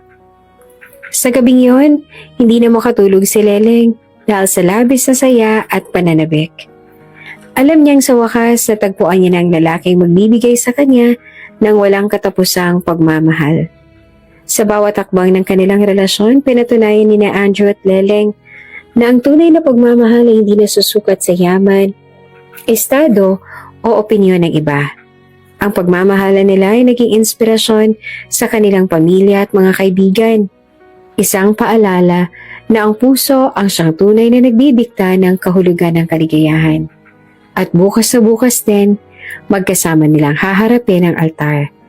Dala ang pangakong, magmamahalan at mag-aalaga habang buhay. Dumating na ang araw na pinakahihintay ni na Andrew at Leleng, ang kanilang kasal. Sa kabila ng mga pagsubok, narating nila ang puntong ito ng kanilang relasyon. At lahat ay tila isang pangarap na nagkatotoo. Ang simbahan ay mistulang paraiso. Napapalibutan ng mga paboritong bulaklak ni Leleng, kulay puti at pastel, at ang bawat sulok ng lugar ay punong-puno ng elegansya at romantikong dekorasyon.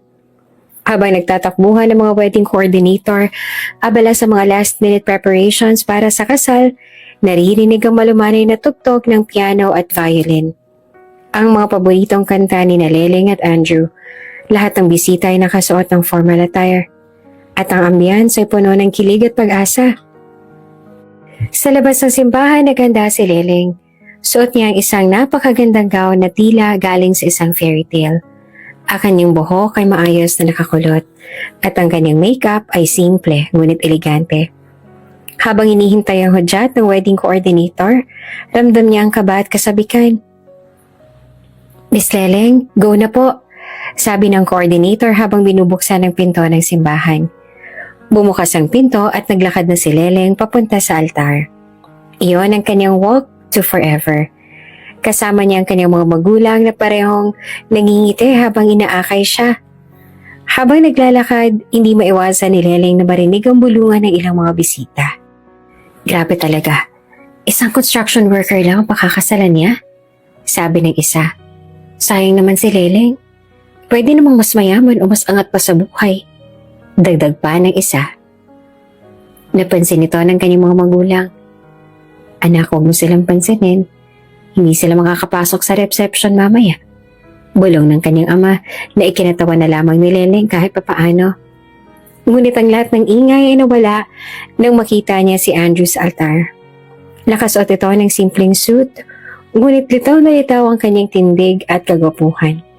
Nakangiti ito. Puno ng pagmamalaki habang hinihintay siya. Nang makarating na sila sa altar, inabot ng kanyang mga magulang ang kamay ni Leleng kay Andrew. Pareho silang nangingiti at halatang emosyonal habang magkahawak kamay. Habang nakaharap na sila sa pare at nagsisimula ang seremonya, biglang bumukas ang pinto ng simbahan. Dumating ang isang grupo ng mga security personnel. Halos 80 katao na agad na naglakad papunta sa harapan. Mr. Ponzalan, we received an information about a threat in the area. Alinsunod sa utos ni Mr. President, kailangan namin kayong protektahan. Sabi ng isang gwardya. Nagulat ang lahat ng bisita. Napahinto ang musika at napatigil ang pare sa pagbigkas ng seremonya. Tumingin si Leleng kay Andrew at halatang naguguluhan. Andrew, anong ibig sabihin ito? Tanong niya na halatang kinakabahan si Andrew pero matatag niyang sinabi. Tell Dad we're going. Pagkarinig ng tugon ni Andrew ay naging alerto ang lahat ng kwardya. Inuutos nila sa mga bisita na lumikas dahil sa bomb threat sa lugar. Agad namang sinunod ito ng mga tao. Pagkamat puno ng takot at kaba, pagkagulat dahil sa revelasyong si Andrew ay hindi isang hamak na construction worker lamang. Bagkos, siya ay anak ng presidente. Habang nagmamadaling lumabas ang lahat, hinawakan ni Andrew ang kamay ni Leleng at siniguradong ligtas itong makalabas ng simbahan. Pagdating nila sa mas ligtas na lugar, nagtanong si Leleng. Andrew, ano ba nangyayari? Anong anak ng presidente? Hindi maiwasan ni Andrew na ibunyag ang lahat. Leleng, I'm sorry. Hindi ko sinabi sa'yo. Pero anak ako ng kasalukuyang presidente. Ayoko sanang malaman mo ito dahil gusto ko lang mabuhay ng normal. Pero ngayon wala na ako magagawa kundi ipaliwanag ang lahat. Ipinaliwanag ni Andrew kung paano siyang bumalik sa Pilipinas mula sa Amerika bilang isang spoiled at pasaway na anak ng isang prominenteng politiko. Natakpo si Dad sa presidency noon, kaya pressured ako na magpakatino. Pero hindi ko ginawa. Panay party, panay bisyo. Nang maging presidente ang kanyang ama ay pinarusahan siya nito. Tinanggal ang lahat ng kanyang ari-arian at credit cards. Pina-freeze ang kanyang mga accounts. At iniwan siyang mag-isang humarap sa realidad ng buhay. Sinabi ni Dad, learn how to live properly. Kaya napunta ako sa construction. Engineer naman talaga ako pero hindi ko akalain na magiging ganito pala kahirap ang buhay sa site. Doon ko natutunan kung paanong pahalagahan ng bawat sentimo, ang bawat oras ng pagtatrabaho. Doon ko rin nakilala ang mga totoong tao. At isa ka na ron, Leleng. Binalikan din niya ang unang beses ng pagkikita ng broken-hearted si Leleng at umiiyak sa gutter. Noong una, natawa pa ako kasi umiiyak ka sa tabi ng kalsada. Pero nung makita ko may bastos na sumisit-sit at sumisipol sa'yo, doon ako lumapit. Simula nun, hindi ka na nawala sa isip ko. Balik sa kasalukuyan, hawak ni Andrew mga kamay ni Leleng. Leleng, hindi ko intensyon na itago sa'yo ang lahat ng to. Ayoko lang na maapektuhan ang relasyon natin ng posisyon ng pamilya ko. Pero lahat ng nararamdaman ko sa'yo, totoo. Mahal na mahal kita. At gusto kong ituloy natin to. Halos maiyak naman si Leleng sa halo-halong emosyon. Hindi niya inaasahan ang revelasyon ni Andrew. Pero naramdaman niyang totoo ang bawat salita nito.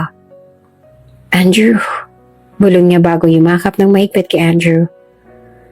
Overwhelming ang lahat ng to pero mahal din kita. Gusto kong ituloy natin to. Paulit-ulit na nag-sorry si Andrew habang hinahalikan ng noon ni Leleng. I'm sorry and I love you. Mahal na mahal kita, Leleng.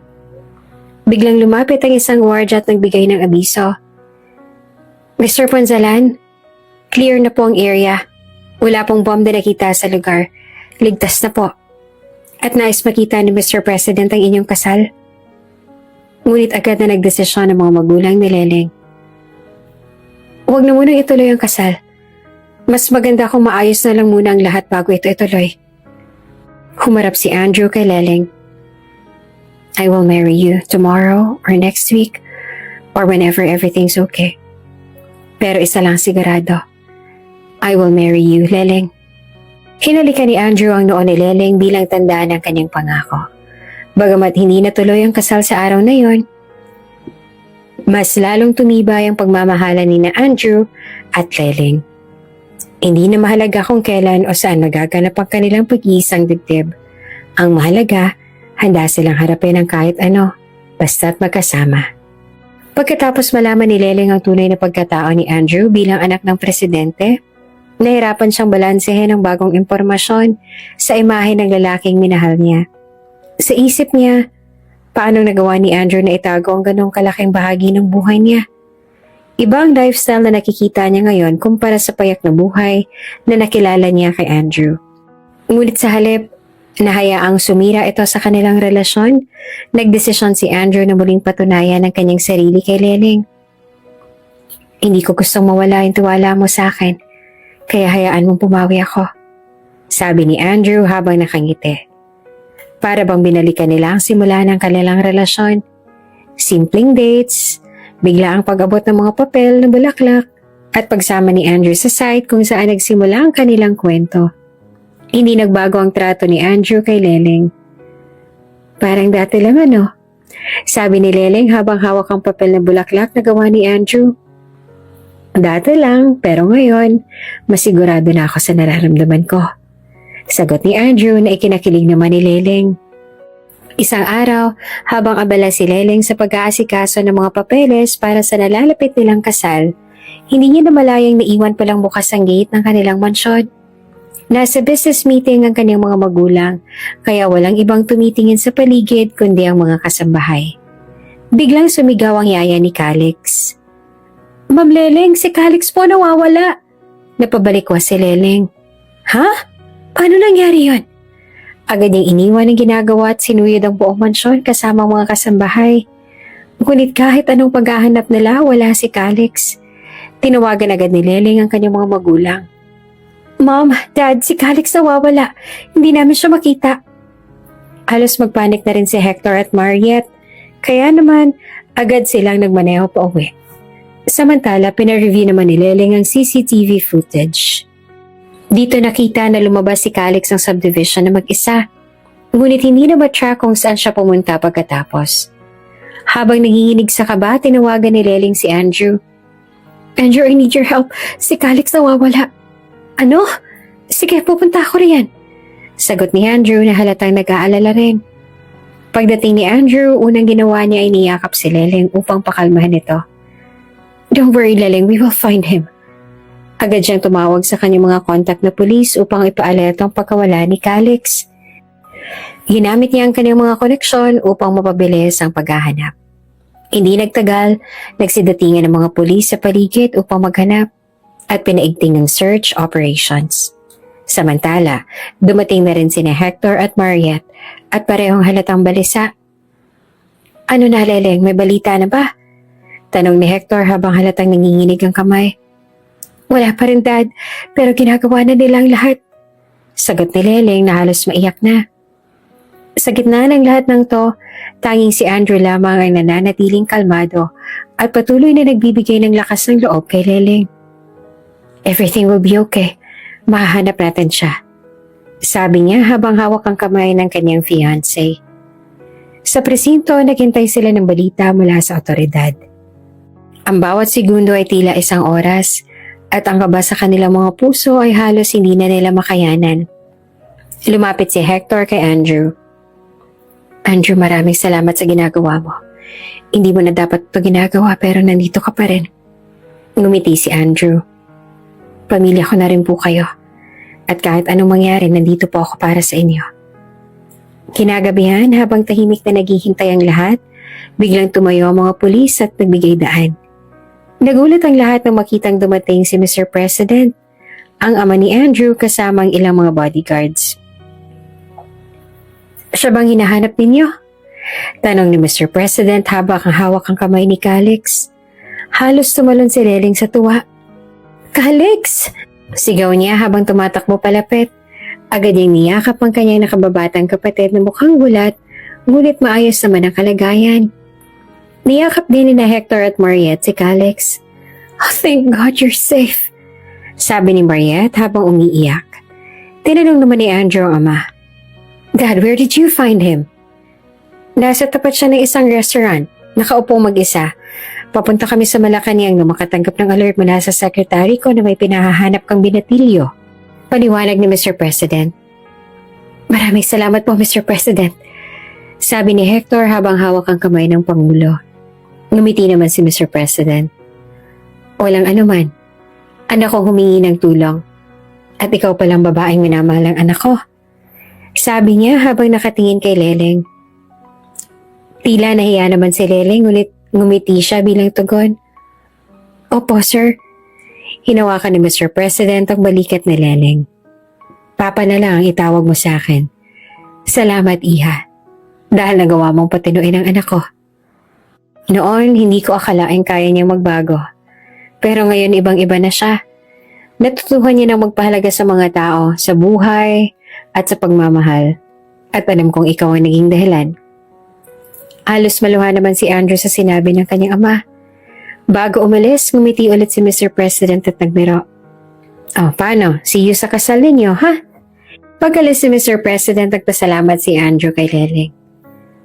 Leleng, salamat kasi hindi ka nagduda sa akin. Kahit ang dami nang nangyari. Ngumiti si Leleng habang hawak ang kamay ni Calix. Hindi ko kailanman pagdududahan ng pagmamahal mo, Andrew. Sa lahat ng ginawa mo, pinapakita mong mahalaga ako at ang pamilya ko. At iyon ang pinakamahalaga sa akin. Niyakap ni Andrew si Leleng at hinalikan sa noo. Sa mga mata nila, naroon ang katiyakan na kahit anong pagsubok pang dumating, handa nilang harapin ito na magkasama. Sa gabing yon, mas tumibay ang kanilang relasyon at mas naging malinaw ang kanilang plano para sa hinaharap. Ang buhay na magkasama bilang mag-asawa at bilang isang pamilya. Matapos ang lahat ng nangyari, ang pagkakabunyag ng tunay na pagkatao ni Andrew, ang mga pagsubok na kanilang hinaharap, at ang pagpapakita ng kanilang pagmamahal sa isa't isa, dumating na rin ang araw ng kasal ni na Andrew at Leleng. Ngunit sa pagkakataong to, mas pinili nilang gawing mas simple, mas intimate, at mas tunay ang selebrasyon ng kanilang pagmamahalan. Hindi na ito tulad ng unang plano na engrandeng simbahan na puno ng mga dekorasyong mala fairy tale. Sa halip na pagdesisyonan nilang gawin ang seremonya sa isang maliit na chapel sa bundok, na paligiran ng mga bulaklak, mga puno at malamig na hangin. Para sa kanila, hindi na mahalaga kung gaano karami ang tao o kung gaano kalaki ang lugar. Ang mahalaga, kasama nila ang mga taong pinakamahalaga sa kanilang buhay. Ang chapel ay pinalamutian ng simpleng dekorasyon, puting kortina, mga bulaklak na paborito ni Leleng at kandilang nagbibigay ng malambot na liwanag sa paligid. Habang papalapit ang oras ng seremonya, mas nararamdaman ng lahat ang init at saya ng okasyon. Bago pa magsimula ang seremonya, dumating si Andrew kasama ang kanyang pamilya at ilang mga kaibigan. Nakasuot siya ng klasikong itim na suit na may boutonniere na gawa sa papel. Isang simbolo ng kanilang pagmamahalan mula pa noong una. Sa bawat takbang niya papasok sa chapel, baka sa kanyang mukha ang halo ng kaba at saya. Handa ka na ba, anak? Tanong ni Mr. President habang tinatapik ang balikat ni Andrew. Ngumiti si Andrew. Handang-handa na, Dad. Ang tagal ko nang hinintay tong araw na to. Sa labas ng chapel, sinulyapan niya ang paligid. Dumating na rin ang pamilya ni Leleng, sina Hector at Mariette, at ang pilyong si Calix na nakasuot din ng suit. Bumisita si Andrew kay Calix at pabirong sinabi, Uy bro, ingat ka sa mga bulaklak ha, baka ubusin mo. Ngumiti si Calix. Kuya Andrew, ubos puso ate. Tawanan ng lahat. Pero hindi mo itatangging excitement sa hangin. Sa chapel, narinig ang malambot na tunog ng piano at violin habang naghahanda ang lahat. Sa likod naman ay nakatayo si Leleng sa harap ng isang salamin habang inaayos ni Mariette ang kanyang belo. Ang kanyang simpleng white gown ay perpekto, eleganting lace at tumutugma sa rustic na tema ng chapel. Anak, napakaganda mo, sabi ni Mariette habang pinipigilan ng luha.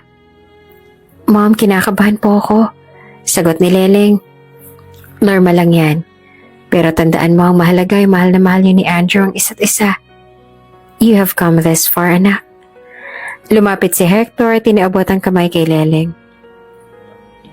Anak, ngayon ko lang sasabihin to. Noong una, kahit hindi siya kasing yaman ang inaasahan namin, alam namin na si Andrew ang tamang lalaki para sa'yo. Ngayon, even with his high status, napatunayan niya yon at masaya kami para sa'yo. Ngumiti si Leleng habang pinipigilan ng luhang gustong pumatak. Ready na, te? Tanong ni Calix bit-bit ang kanilang wedding rings. Tumango si Leleng. Ready na ako. Sa hudyat ng wedding coordinator, tumugtog ang paboritong kanta ni na Andrew at Leleng. Bumukas ang pinto ng chapel. Naglakad si Leleng sa aisle na akay ng kanyang mga magulang. Tumayo ang lahat ng bisita at napuno ng emosyon ang buong lugar. Andrew na nasa altar, hindi maalis ang tingin kay Leleng. Para bang sa bawat takbang nito ay nababawi lahat ng hirap at pagsubok na pinagdaanan nila. Habang naglalakad si Leleng, narinig niyang may nagbubulungan sa mga bisita. Hindi ko akalaing magpapakasal si Leleng sa anak pala ng presidente, sabi ng isa. At si Andrew, pinatunayan niyang siya lang ang tamang lalaki para kay Leleng. Sabi naman ng isa pa. Sa halip na kabahan, gumiti si Leleng. Wala nang makapipigil sa pagmamahala nila ni Andrew. Nang makarating sa altar, iniabot ni Hector ang kamay ni Leleng kay Andrew. Alagaan mo ang anak namin, sabi niya. Gagawin ko po. Pangako po yan, sagot naman ni Andrew. Sa harap ng altar, nagsimula ang seremonya. Habang binibigkas ng pare ang mga panalangin, kapansin-pansin ang tahimik na pagluha ng ilan sa mga bisita. Ramdam ng lahat ang bigat at kahalagahan ng araw na yon para kina Andrew at Leleng. Nang dumating na sa bahagi ng wedding vows, si Andrew ang unang nagsalita. Leleng, mula sa unang araw na nakita kita, hindi ko akalaing magiging ganito kang kahalaga sa buhay ko. Ikaw ang nagturo sa akin na mahalin hindi lamang ang iba, kundi ang sarili ko. Salamat sa pagtanggap sa akin. Kahit nung wala akong maipagmamalaki. Ngayon, nangangako ko sa harap ng Diyos at sa lahat ng tao rito na mamahalin kita habang buhay. Ikaw ang dahilan kung bakit ako bumangon araw-araw. At ikaw rin ang dahilan kung bakit gusto kong maging mas mabuting tao. Hindi na napigilan ni Leleng ang kanyang luha. Nang siya nang magsalita, tumingin siya sa mga mata ni Andrew at sinabing, Andrew, sa simula, akala ko ang pag-ibig ay parang sa mga fairy tale. Mabilis at magaan. Pero natutuhan ko sa'yo na ang totoong pagmamahal ay nagtuturo, nagtitiis, nagpapatawad. Sa bawat pagkakataon, pinakita mo sa akin na mahalaga ako. Kahit noong hindi ko mahal ang sarili ko. Ngayon, sa harap ng lahat, nangangako akong maging asawa mo, taga-suporta mo, at kasama mo sa lahat ng laban sa buhay. Ikaw ang tahanan ko, Andrew. Pagkatapos ng vows, inilagay ni Andrew ang singsing sa daliri ni Leleng. Habang si Calix naman ay nag-abot ng singsing kay Leleng para kay Andrew. By the power vested in me, I now pronounce you husband and wife. You may now kiss the bride, sabi ng pare. Sa wakas, tinanggal na ni Andrew ang belo ni Leleng at hinalikan siya sa noo, bago dahan-dahang hinalikan sa labi. Nagpalakpakan ang lahat at ang kanilang halik ay simbolo ng bagong simula nila bilang ganap na mag-asawa.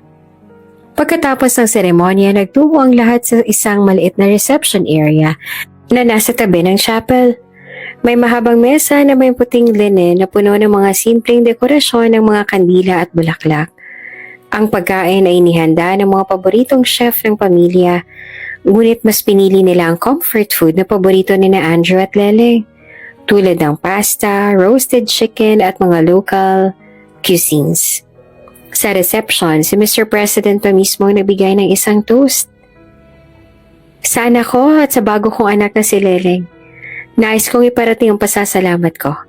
Sa inyo, natutuhan kong hindi mahalaga ang yaman o kapangyarihan, kundi ang pag-ibig at respeto sa isa't isa. Cheers! Nang magsimula ang sayawan, si Andrew at Leleng ang unang sumayaw. Ang kanilang paboritong kanta ay tumugtog muli at ang bawat hakbang nila ay puno ng pagmamahal. Habang pinanonood sila ng kanilang pamilya at mga kaibigan, naramdaman ng lahat na ang kwento nila ay hindi lamang tungkol sa dalawang taong nagmamahalan. Ito rin ay tungkol sa pagbabago, pagtanggap at pag-asa. Habang sumasayaw, bumulong si Andrew kay Leleng. Leleng, salamat sa pagtitiwala sa akin. Hindi ko akalaing makakarating tayo rito. Ngumiti si Leleng at sumagot. Hindi ako nagtiwala lang sa'yo, Andrew. Minahal kita ng buong puso. At mamahalin pa kita habang buhay. Sa gabing yon, habang nagliwanag ang mga bituin sa kalangitan, sinelyuhan ni na Andrew at Leleng ang kanilang pagmamahalan. Walang masihigit pa sa araw na yon. Ang araw na pinatunayan nilang kaya nilang harapin ang mundo, basta't magkasama sila. Pagkatapos ng masaya at makabagbag damdaming kasal, handa na sina Andrew at Leleng para sa kanilang honeymoon. Isang pagkakataon upang mas ma-enjoy ang isa't isa bilang mag-asawa. Malayo sa ingay ng mundo at mga obligasyon, pinili nila magpunta sa isang eksklusibong beach resort na may malaparaisong tanawin ng dagat. Mapuputi at pinong buhangin at tahimik na paligid na perpekto para sa kanilang bagong simula.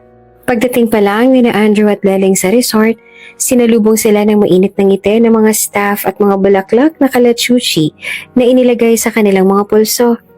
Naglakad sila sa mahabang kahoy na pathway na natatabunan ng maliit na ilaw, patungo sa kanilang villa na may sariling infinity pool at unobstructed view ng karagatan. Nang makarating sila sa villa, napanganga si Leleng sa ganda ng lugar. Ang kanilang kwarto ay may glass walls na nagbibigay tanaw sa dagat. At sa gitna ng isang malaking kama na may mga puting kurtina, napapalibutan naman ng petals ng rosas. Sa gilid ay may isang minibar at sa labas naman ay may isang malawak na terrace na may hammock at outdoor dining area. Andrew, sabi ni Leleng habang nakatingin sa paligid. Ang ganda rito, parang panaginip. So breathtaking. Ngumiti si Andrew habang hinawakan ang kamay ni Leleng. Hindi ito panaginip, Mrs. Punzalan. Realidad na ito. At ito ang simula ng ating forever. Habang nagpapahinga sila sa terrace, umupo si Andrew sa hammock at tinila si Leleng para sumandal sa kanya. Mula roon, kitang-kita nila ang malawak na dagat. Ang asul na kalangitan na unti-unting nagiging kahel habang papalubog ang araw. At ang mahinang paggalaw ng mga alon.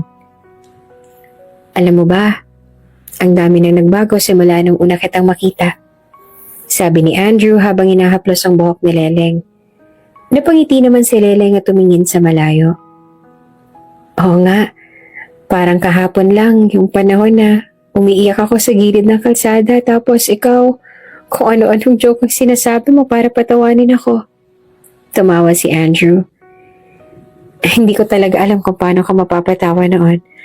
Pero naalala ko ang cute mo kahit umiiyak ka. Sabi ko sa sarili ko, kailangan ko makilala ang babaeng to. Ikaw naman, sino mag-aakala na ang lalaking tinulungan ko makalimutan ng pangit kong ex? Siya pala magiging forever ko. Sagot ni Leleng habang nakangiti at nakasandal sa balikat ni Andrew. Naalala mo pa nung una kita nakita sa site? Tanong ni Andrew. Oo, sobrang nagulat ako nung makita kita ron. Hindi ko akalaing makikita pa kita ulit after naming masiraan ng kotse. Pero Andrew, seryoso.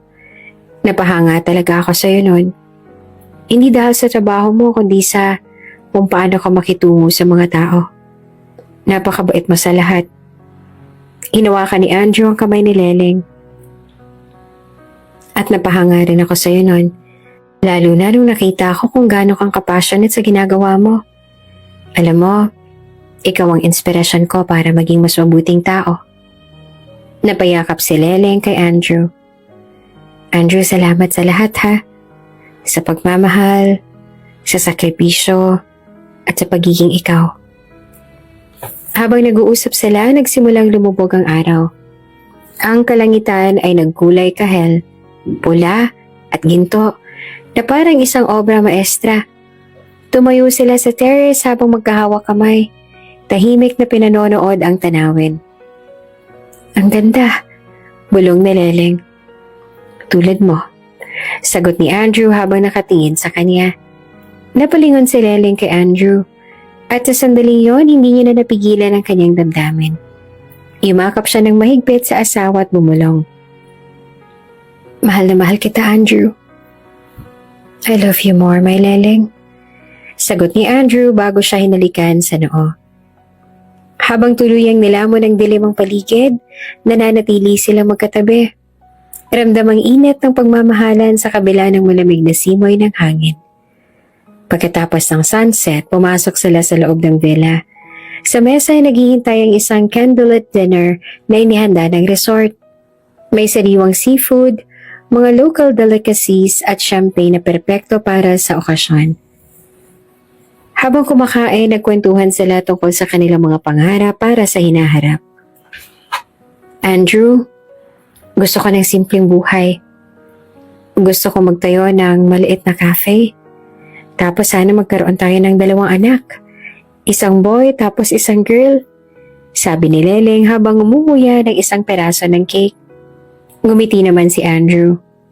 Magandang plano yan. Pero gusto ko 3. Para may best friend yung 2. At tungkol sa cafe, susuportahan kita. Ako nang bahala sa design ng lugar. Talaga? Ikaw magde-design? Tanong ni Leleng na parang nagbibiro. Aba oo naman, engineer ako, remember? Sagot ni Andrew sabay tawa. Natapos ang kanilang dinner na puno ng tawanan at kwentuhan. Sa gabing yon, muling pinatunayan ni Andrew at Leleng na hindi lang sila mag-asawa. Magkaibigan din sila at partner sa lahat ng aspeto ng buhay. Matapos ang hapunan, bumalik sila sa isa kanilang kwarto. Humiga sila sa kama na nakaharap sa glass wall kung saan tanaw ang kumikislap ng mga bituin at ang mahinang alon ng dagat. Tahimik nilang pinanood ang kalangitan. Parehong nakikiramdam sa kanilang bagong simula. Andrew? Sabi ni Leleng habang nakahiga sa braso ni Andrew. Yes, Mrs. Ponzalan? Sagot niya habang hinahaplos ang buhok ni Leleng. Sa lahat ng pinagdaanan natin, isa lang ang sigurado ako. Hindi ko kailanman pagsisisihan na ikaw ang pinili ko. Sabi ni Leleng habang nakatingin sa mga mata ni Andrew. Napangiti si Andrew at hinalikan si Leleng sa noo. At pangako ko sa'yo, hindi ko rin pagsisisihan na ikaw ang babaeng minahal ko habang buhay. Mamahalin kita araw-araw. Leleng. Hinalikan ni Andrew si Leleng. Isang halik na puno ng pagmamahal at pangako. Ang gabing yon ay puno ng init, yakap at lambing. Kinabukasan, ginising sila ng liwanag ng araw na tumatagos sa glass wall. Sa labas, naririnig nila ang mga alon ng dagat na parang musika sa kanilang bagong umaga bilang mag-asawa. Nagising si Leleng na nakayakap kay Andrew. Gumiti siya habang iniisip kung gaano siyang kaswerte na makasama ang lalaking nagmahal sa kanya ng totoo. At ganun din ang naramdaman ni Andrew. Habang nagpapahinga sa terrace na may dalang kape, tinitigan nila ang dagat at ang bagong araw na nagsisimula. Sa tingin mo, ano kaya naghihintay sa atin sa hinaharap? Tanong ni Leleng habang nakangiti kay Andrew. Huwag ka mag-alala, mahal. Kahit ano pa man yon, kakayanan natin basta't magkasama tayo. Sagot ni Andrew. At sa araw na yon, sinimulan ni Andrew at Leleng ang kanilang bagong buhay bilang mag-asawa. Puno ng pagmamahal, pangarap, at walang katapusang kwento ng pagsasama. Maaga pa lang sa simpleng tahanan ng mag-asawa, buong akala ni Andrew ay isang normal na araw lang ito. Pero nang biglang sumigaw si Leleng mula sa sala, Andrew! Pumutak ng panubigan ko! Tumalon siya mula sa upuan na parang hinabulong multo. Ha? Ngayon na? Kahit nanginginig ay nagmadali si Andrew na kumuha ng maleta na punong-puno na ng baby essentials. Manong bilis, sa ospital tayo! Sigaw niya sa driver habang sinasampang maleta sa kotse. Tumingin ang driver, nagtataka. Sir, Baguio po tayo? Ang dami niyang dala. Manong, sa ospital, paano naging Baguio? Pumutok ng panubigan ni Leleng. Halos magtatatalo na si Andrew sa kaba. Iba na talaga to. Dagdag niya pa kaya nagmadali na rin ang driver na paanda rin ang kotse. Pagdating nila sa ospital, si Andrew mas mukhang manganganak sa sobrang stress. Hawak-hawak ni Leleng ang kanyang braso habang ini-wheelchair siya papunta sa delivery room. Andrew, ang sakit, hindi ko na kaya. Kaya-kaya mo yan, mahal. Ang lakas mo kaya. Sagot ni Andrew kahit namumula na ang braso niya sa sobrang higpit ng kapit ni Leleng. Isang nurse pang tumingin kay Andrew at pabirong nagsabi, Sir, mamaya braso mo naman ang kailangang dalhin sa ER. Habang inaasikaso si Leleng, hindi naman mapakali si Andrew. Nagdasal siya. Naglakad pabalik-balik at tumatawag pa sa pamilya para i-update sila sa nangyari. Ma'am, nandito na kami. Oo, sige. Magdasal kayo. Baka ako rin ang malagutan ng hininga rito. Ilang oras ang lumipas hanggang sa sinabi ng doktor. Fully dilated na si ma'am, ready na siyang manganak. Nagpanik si Andrew sa kanyang narinig. Anong ibig sabihin ng fully dilated? Parang construction ba yan? Sir, parating na si baby kaya halika na sa loob at kailangan ka ng mommy. Sambit ng doktor.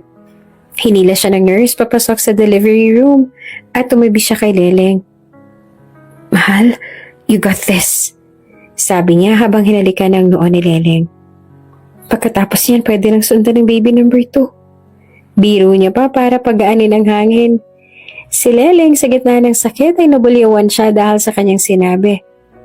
Hoy, ikaw kayong mga anak dito. Ilang sandali pa ay narinig na nila ang unang iyak ng kanilang anak. It's a girl, sabi ng doktor. Si Andrew ay natulala at napangiti ng malapad. Baby Poppy, bulong niya habang pinanonood ang pagbalot sa kanilang baby. Sir, gusto mo bang ikaw ang maggupit ng pusod? Tanong ng doktor. Ako? Sure ba kayo? Hindi ba delikado? Baka maputol ko lahat. Nanginginig pero nagawa naman ni Andrew habang si Leleng ay nakangiti lang sa kanya kahit pawis na pawis. Pagkabalot kay Baby Poppy, pinigay na ito kay Andrew.